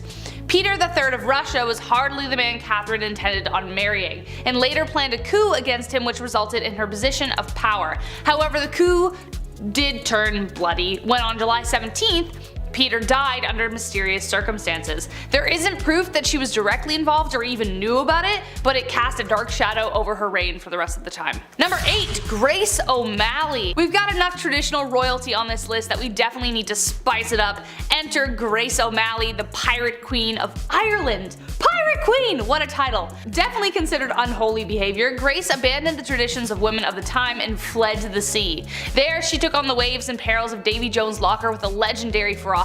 She was born into the clan O'Malley around 1530, around the time of Henry VIII's rule over England and Ireland. Clan O'Malley was a notorious seafaring clan and ruled the southern shore of Clew Bay, Achilland, and most of the barony of Murrisk for over 300 years. Grace was really well educated and could even converse fully in Latin, Spanish, Scottish, Gaelic, and French. She was not one to be refused, and after spending years fighting the British, she finally met Queen Bess, and not only did she speak Latin to her, but she refused to bow, as she was considered a queen herself by that point. Number 7. Mary, Queen of Scots. I told you I was gonna bring her up. A name you will recognize, as I've already mentioned her before, but in terms of who the villain in that story is, it depends on which side you're telling the story on. Mary's story is full of tragedy, romance, betrayal, loss, and heartbreak. Unlike Lizzie, Mary was a dedicated Catholic and spent the entirety of her reign trying to gather the Catholics against Elizabeth. She had a series of marriages and relationships that led to tragedy every which way she went. Her first husband, the Dauphin of France, died shortly after their marriage. Her second husband she loved until he became a drunkard, and then she just started running things. But he was mysteriously unalived while she was 6 months pregnant. He was inside a building that exploded, but his body landed outside, and it turned out he was strangled. So what happened there? She would later give birth to 2 stillborn sons, but she would have sons later on. She would have a son who would inherit the throne after Elizabeth's death, but it was due to Mary's plotting and scheming that eventually ended her in death. So she did actually plot to kill Elizabeth. So that's a pretty unholy deed, I would say. Number 6. Wigs and makeup. When you don't bathe and are overall just smelly, you're gonna need to do something to cover up whatever the heck is building up beneath that bodice. Wigs would have never become as popular if it weren't for a very specific venereal disease called syphilis. By 1580, the STD was the worst epidemic since the Black Death. Patients clogged hospitals, and without antibiotics or protection, things got pretty nasty. Sores, blindness, rashes, dementia, and patchy hair loss. Thus, for the sake of keeping up appearances, wigs came into fashion. Also the makeup I mentioned before. Balding was a huge humiliation, so they made wigs out of horse, goat, and or human hair. They also cover the wigs in powdered scented with lavender or orange to hide any foul odors, and as we suspect, there were a lot of foul odors. They weren't stylish until 1655, when the King of France started losing his hair and had 48 wigs made. Then 5 years later, his cousin Charles II of England joined the train, and suddenly powdered wigs became like the next best thing. Wigs did help curb the lice problem though, because the human hair had to be shaved in order for the perukes to be worn, but the wigs themselves had to be deloused often. And yeah. Number 5. Urine deep. Turns out we used pee for a lot of things back in the day, and today we still do? Question mark? The Romans used urine to wash their clothes, and even more impressive / gross is the fact that they used urine to help with inflammation, burns, or skin disease. Yeah, pee was the #1 trick. Get it? #1? Okay, we'll move on. Best way to whiten that smile was not a Crest white strip, but rather a facial mask dipped in the mellow yellow. Just pee. This is so gross. We mentioned on this channel before that gladiator sweat was once bottled and then sold. Well, their pee as well was sold as this beauty product. Clean out those pores with a drop of Igor. Get it while it's hot, folks. This is extremely gross, obviously, but it does make sense. The ammonia in urine kicks stains away for good. That's why they would wash their clothes in the same way. Now we get it. History. Gross. Number 4, rush plants. Today we use chic shag carpets that, really tie the room together. Sips White Russian. But back in the olden times, they used something called the rush plant to pad their floors. But the thing was, this layer of dense plant material was a breeding ground for nits, ticks, and other creepy crawlies. It was a really unsanitary situation, but what else were you supposed to do? However, this kind of flooring made them vulnerable to disease and infection. The reason being, as these floors would not be renewed for sometimes 20 years, the bottom layer, left undisturbed, would accumulate a lot of really gross stuff like animal droppings, feces, the piece of grizzle you dropped that one time, fish scraps, whatever. So it was just not, it was like basically a swamp down there. Number 3, royal bum. The groom of the stool is a little bit different than the groom of a wedding. It was perhaps one of the worst jobs to have, but, pun intended, it's one of the most important roles. The groom of the king's close stool was a position created during King Henry VIII's reign. Their job was to wipe the king's butt. And if that doesn't sound horrible enough, this poor lad would carry the king's stool with him, like on his back, like a Jansport, and then monitor the king's meal times, and they would plan their day around when they thought the king would take a shit. I would be so anxious if a guy wearing a box toilet was just hanging out near me. He's like, hey, you feeling alright, boss? You good? You feeling full? That was a lot of bread earlier. You sure? Alright, take 5. Just, I don't know. Just take a look. I don't know. I'll let you be. Jump. You must be thinking, what poor soul got stuck with this job? Well, this job was an honor, my friend. Sons of noblemen were awarded this role. You would get pretty close to the king, I mean obviously, but as time went on, these grooms became secretaries to that king. Pretty good upgrade. Eventually, getting a higher pay and benefits. Yeah, I would hope so. Even the king's walking, talking toilet gets dental back in the day. How neat is that? Number 2, eagle dung. I'm honestly not even sure what to say about this. You have to have some kind of magnificent conviction to be like, I have no reason to believe this is true, but I'm 110% sure that bird dung will fix it. Like, that's some kind of confidence I don't think I'm ever gonna get. Eagle dung was a common substance found in the birthing room of all places.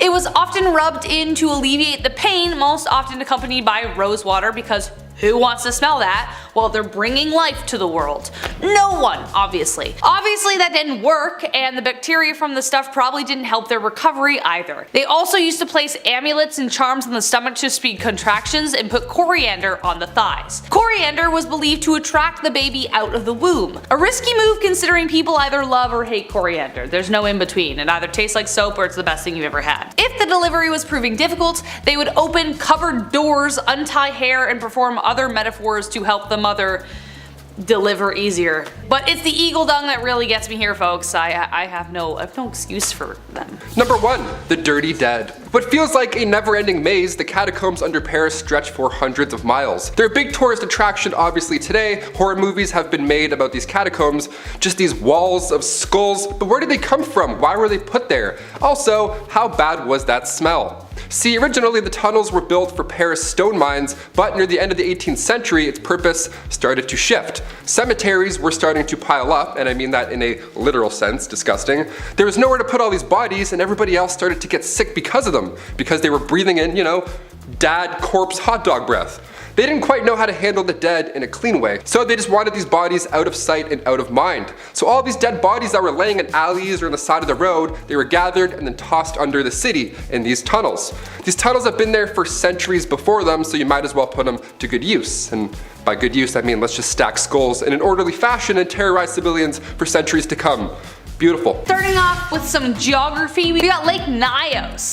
How can a lake kill 1,700 people? Well, though it sounds too insane to be true, it did indeed happen. Located in West Africa, the lake itself is deceptively beautiful. However, on August 21st, 1986, a mysterious cloud burst from the lake. It flooded towards the village and suffocated 1,700 people and animals. Nothing survived the event. The reason this happened is because beneath the water there is a pocket of magma that leaks carbon dioxide into the lake. The CO2 stays dissolved in the water due to the pressure of the 650 feet of water on top of the magma secretions. Crazy, so kind of like a pop bottle with an invisible lid. Until one day, that lid popped. On that day, the lake abruptly depressurized and the CO2 exploded into the air, causing the devastating event. Today, pipes are used to siphon the CO2 out from the bottom of the lake in order to prevent this from happening again, but imagine when it did happen, it must have felt like some kind of magical grim occurrence. For sure. Number 9, the Salem Witch Trials. If you follow me on MA, you just know how much I hate the Salem Witch Trials. I hate them so much, okay? It's an event in history that is so inconceivably stupid, it's hard to believe it actually happened. The Salem Witch Trials occurred in Massachusetts between 1692 and 1693, where more than 200 people were accused of witchcraft and 20 were put to death. It all started because the daughter of Reverend Paris, Elizabeth, who was 9, and his niece, Abigail Williams, same age, started having fits. Another girl, Ann Putnam, age 11, started having them as well. The supernatural was blamed and soon the girls began accusing everyone they could, mostly people the town didn't like. Basically, if you confessed and you wanted to be saved, then you weren't executed, but if you were accused and didn't confess, you were killed. The paranoia was so bad that once you were accused, you couldn't escape this guilt they put on you. It was insane. But after the paranoia finally subsided, the colony admitted that they probably made a mistake and compensated the families. Like, yeah, oops, might have gotten a little carried away there. Wow, whew, I got excited, sorry guys. Here's some money. The Salem Witch Trials today represent what happens when paranoia rules a courtroom and the whole thing still beguiles the world even 300 years later. Number 8. Unsinkable Sam. On a happier note, this is the kind of story that makes people believe that cats have 9 lives. Unsinkable Sam was the nickname for a cat who survived several shipwrecks during World War II. His tale begins aboard a German warship called the Bismarck. Among the 2,200 soldiers was a black and white cat that somehow snuck aboard. One day, the Bismarck was decimated during an attack, and while the HMS Cossack was looking for survivors, they saw Oscar the cat, name of the time, seeking refuge on a plank, like Jack from the Titanic. They hauled him aboard, but then several months later, the Cossack would be decimated. That's shipwreck number 2. This time, it was the HMS Ark Royale who spotted him and was then dubbed the name Unsinkable Sam. And then, shipwreck number 3, months later, as you can guess, the Royale was torpedoed, and once again, Sam was saved by the HMS Legion of the British Royal Fleet. Finally, this seafaring feline retired to land and later died in 1955. Number 7, Nellie Bly. Nellie Bly is a woman right out of a Jules Verne novel. In fact, you would think so if she hadn't met the man himself. In 1889, Nellie Bly took on a record-breaking voyage by traveling around the world in just 72 days. Her means of travel included a train, a steamship, a rickshaw, horse, and donkey. Her goal was to beat the fictional record set by Verne's hero Phileas Fogg in his 80-day Odyssey. An event like this already appeared as a myth to the men of the time. Her editor at the New York World nearly refused to send her because her gender would make the trip impossible. No one but a man could do this, he told her. Very well, she replied. Start the man and I'll start the same day for some other newspaper and beat him. He backed down and eventually Nellie was on her way, turning fiction into reality. At number 6, Rabbit Army. Weird question, but if you had to choose one animal to fight an army of, which animal would you choose? Well, whatever you choose, make sure it's not rabbits, because as fun as you think an army of rabbits might be, apparently they can be quite fearsome. In 1807, after signing the treaties of Tilsit, Napoleon wanted to celebrate a bit and he wanted to organize a rabbit hunt. He asked his chief of staff to organize the hunt and apparently he went way overboard with the bunnies. Instead of rounding up a couple dozen rabbits, this man said, "Oh, you want rabbits? Alright, bet." And he got 3,000 rabbits. 3,000 rabbits! The rabbits were released into an open field for the hunt, and people thought that they would just flee and run away. But instead, the rabbits ganged up on Napoleon and his crew, and the bunnies charged at them. But don't worry, these bunnies didn't have a vengeance. They were just trying to make friends. You see, the chief of staff ended up getting tame farm rabbits, and they were already used to humans, so they just wanted to say hi. But could you imagine those first few moments of having 3,000 rabbits chasing after you? Alright, number 5, the Great Whiskey Fire. Now we talked about the molasses explosion. This is kind of similar, but also I can't believe it. I love when bartenders set your drink on fire like they're magicians. But the Great Whiskey Fire is nowhere close to an outstanding whiskey sour dressed up in a coupe. In Dublin in 1875, 5,000 barrels of whiskey were ignited and made a river of fire in the streets of Dublin. The fire started at Malone's Malt House on Chamber Street, where the barrels were being stored. Once the fire touched the barrels, obviously they exploded into a whiskey lava river of death. Unless you love a hot toddy, that is. I know a hot toddy's made with rum.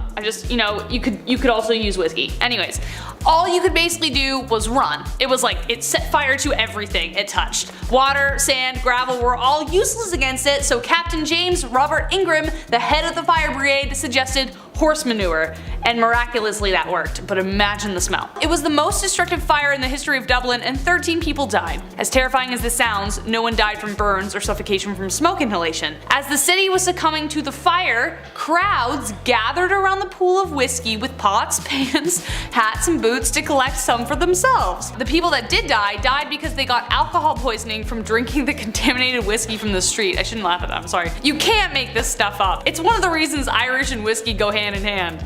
I mean, don't drink whiskey that's a lava street covered in horse manure. Don't do that.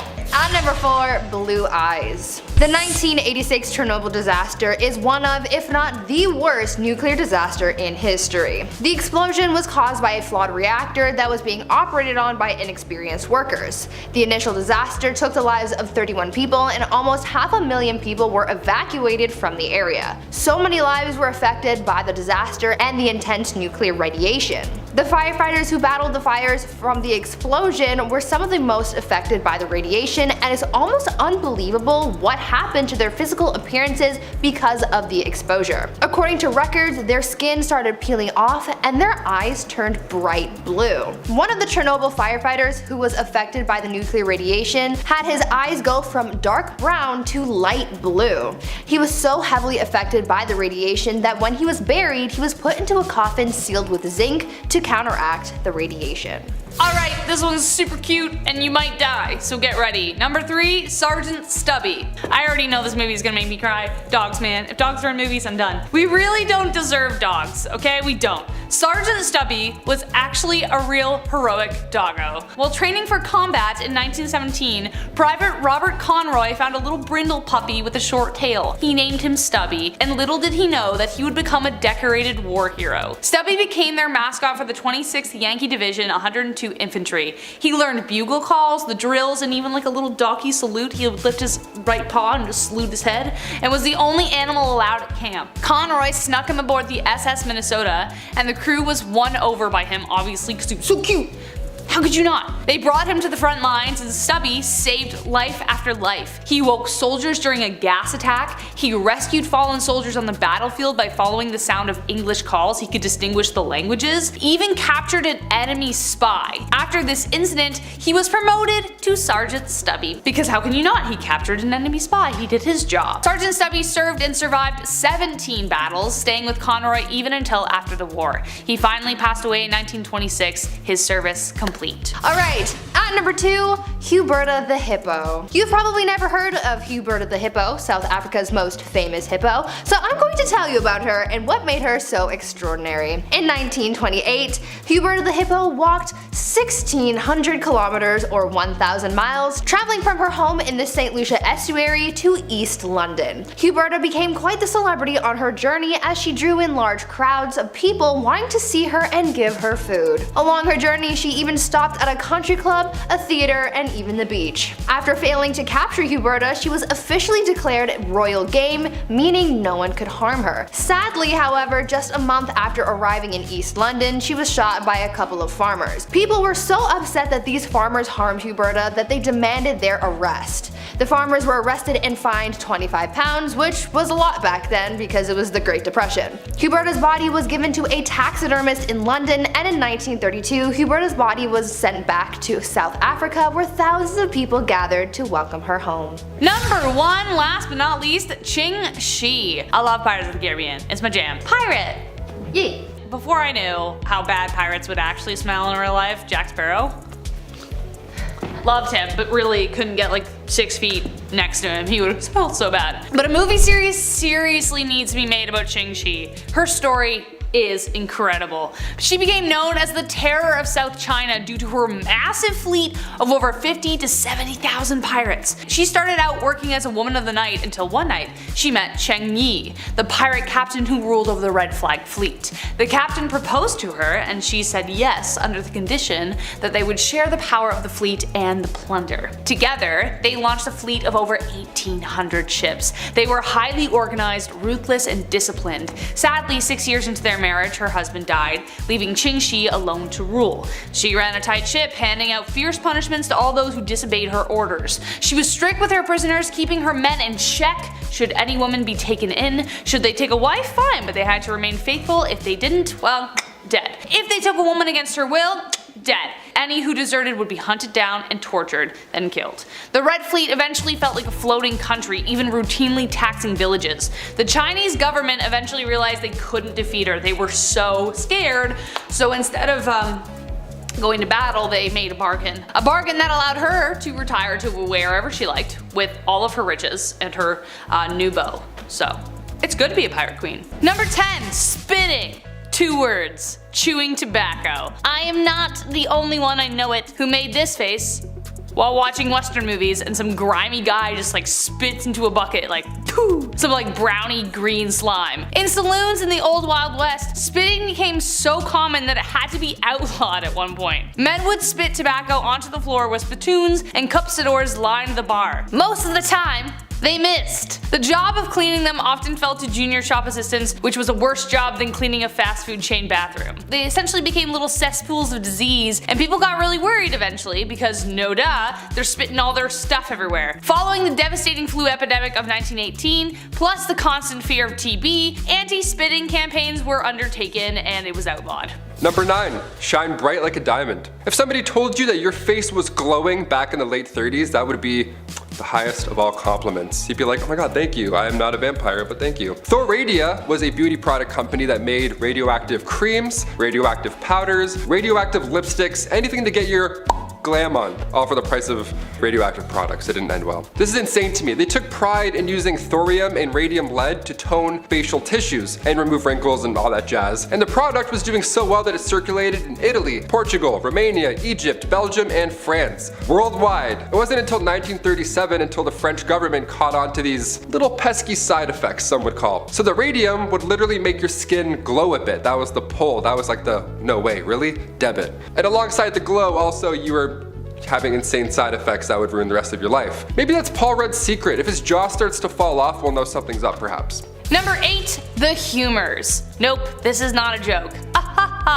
Though it sounds like it. Ever heard the phrase to be in good humor? Well, it goes back to this. I mean, probably. I actually don't know, but it sounds like the two are connected. The 4 humors were the basis of medical treatment in medieval times. The idea was introduced by Hippocrates all the way back in ancient Greece, which combined ancient science, naturalistic knowledge, and philosophy. The 4 humors were blood, yellow bile, black bile, and phlegm. They were organized to represent the 4 elements, the 4 qualities of cold, hot, moist, and dry, as well as the 4 seasons and planets. If something was wrong with you, then it was because one of the humors was out of whack. If you were depressed, something was wrong with your black bile, for instance. Do I know what black bile is? No, I don't want to ever know. Are you too hot? Well, bloodletting will be the solution for that. The factors controlling your humoral makeup involved sex, age, temperament, and many more. Bloodletting was the most popular way of balancing the humors, and it was assumed to have a relationship with most diseases, from smallpox to pseudoscientific hysteria. What, you horny? Let's bloodlet ya. Number 7, public bathhouse. Okay, this next one we haven't really moved on that much. We still bathe together, we still do it in like water parks, we swim in pools of pee-pee and then go down slides and burn our back skin off. Ancient Roman, so gross, you're like, why'd you have to ruin it? Ancient Roman bathhouses were the older, yuckier versions of these water parks. They also didn't have slides, so boo. They would literally spread intestinal parasites in these houses, pools, in these massive rooms with massive pools. The Romans were figuring out sewage systems at the same time, which I'll talk more about later, gladly, but they were also the first to create heated public baths. My above ground pool wasn't even heated, but the ancient Romans were? Now I'm upset. I'm gonna call my dad after this. The archaeology and anthropology department at Cambridge discovered that Romans brought lots of parasites to Europe. Fossilized feces show that these heated, relaxing, rejuvenating bathhouses nearby were all but. I don't mean to undermine the ancient Romans though, it's not what I'm doing, okay? To be fair, they also brought lice and fleas. Number 6, the Black Museum. No, I'm not talking about the Black Museum episode of Black Mirror, but honestly, not too far off. People have done some pretty vicious things to their enemies. There's a long list, but imagine turning your enemies into a permanent dinner guest. Because that's exactly what Ferdinand I of Naples actually did.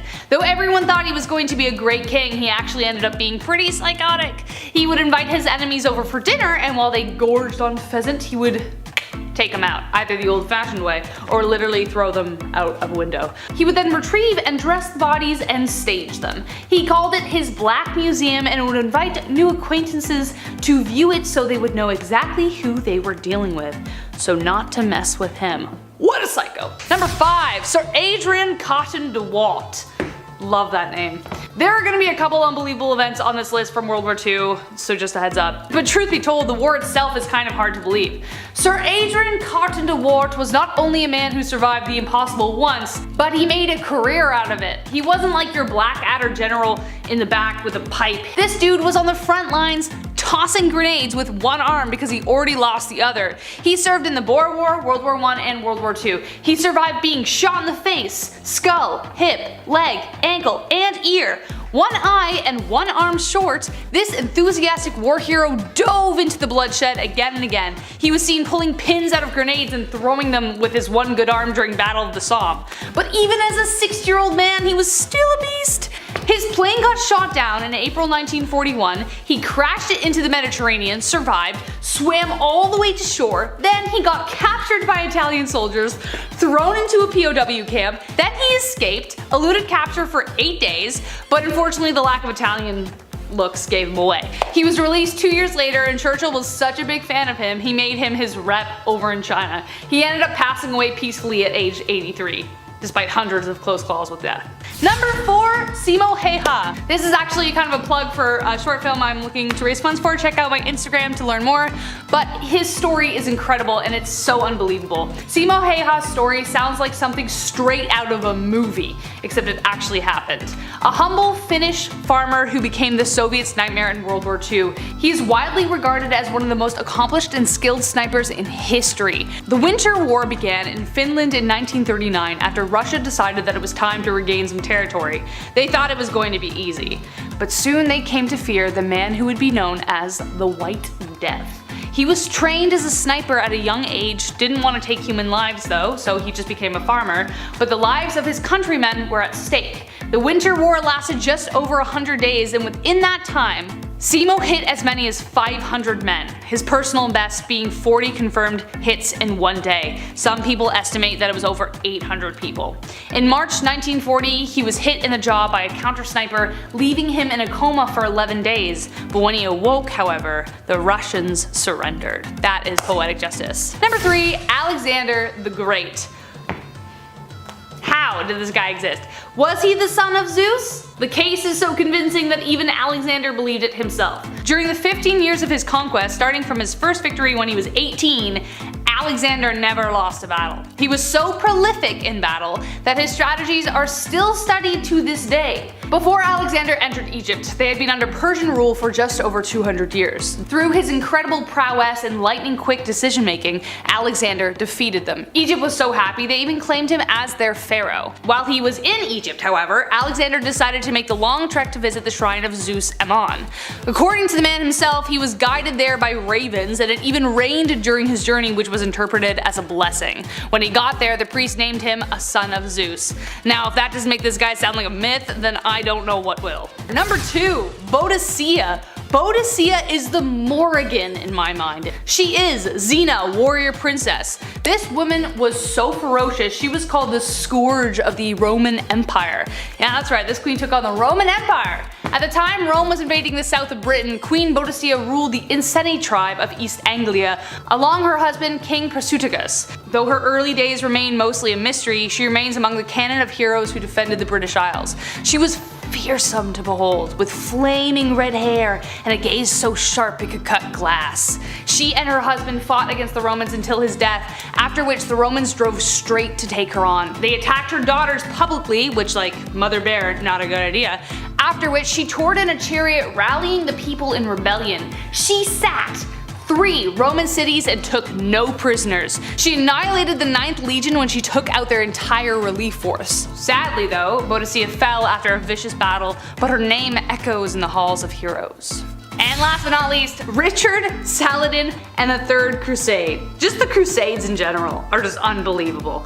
Never in history have 2 rulers been so equally matched. Currently I'm reading Warriors of God, Richard the Lionheart and Saladin and the Third Crusade by James Rustin, and the fact that everything I've read so far isn't just the next Game of Thrones novel astounds me. These 2 never met because Saladin believed that kings should not go to war if they had met, but because they were fighting over the Holy Land, war was kind of inevitable. But while Saladin did not engage in warfare, Richard dove right in the middle of everything. They both had such incredible admiration for each other that in the middle of battles, they would send each other gifts. I don't understand. You killed my men. You killed my men. Here's a fruit basket. Literally happened. And another example, during the Battle of Jaffa, Richard's horse ended up being killed, and Saladin was so impressed with him that he sent him 2 new ones. 2! On top of that, Richard had taken off half of his armor before he had leapt ashore to fight. So he was basically half naked. Eventually Saladin tried to have him assassinated, but Richard was so ferocious in battle that everyone feared him. The dude was pretty much a human bulldozer. The 2 assassins ended up waking up the camp because they were fighting about who should take the guy out. Guys, please vote for a video about the Crusades because they were freaking wild and I don't understand them.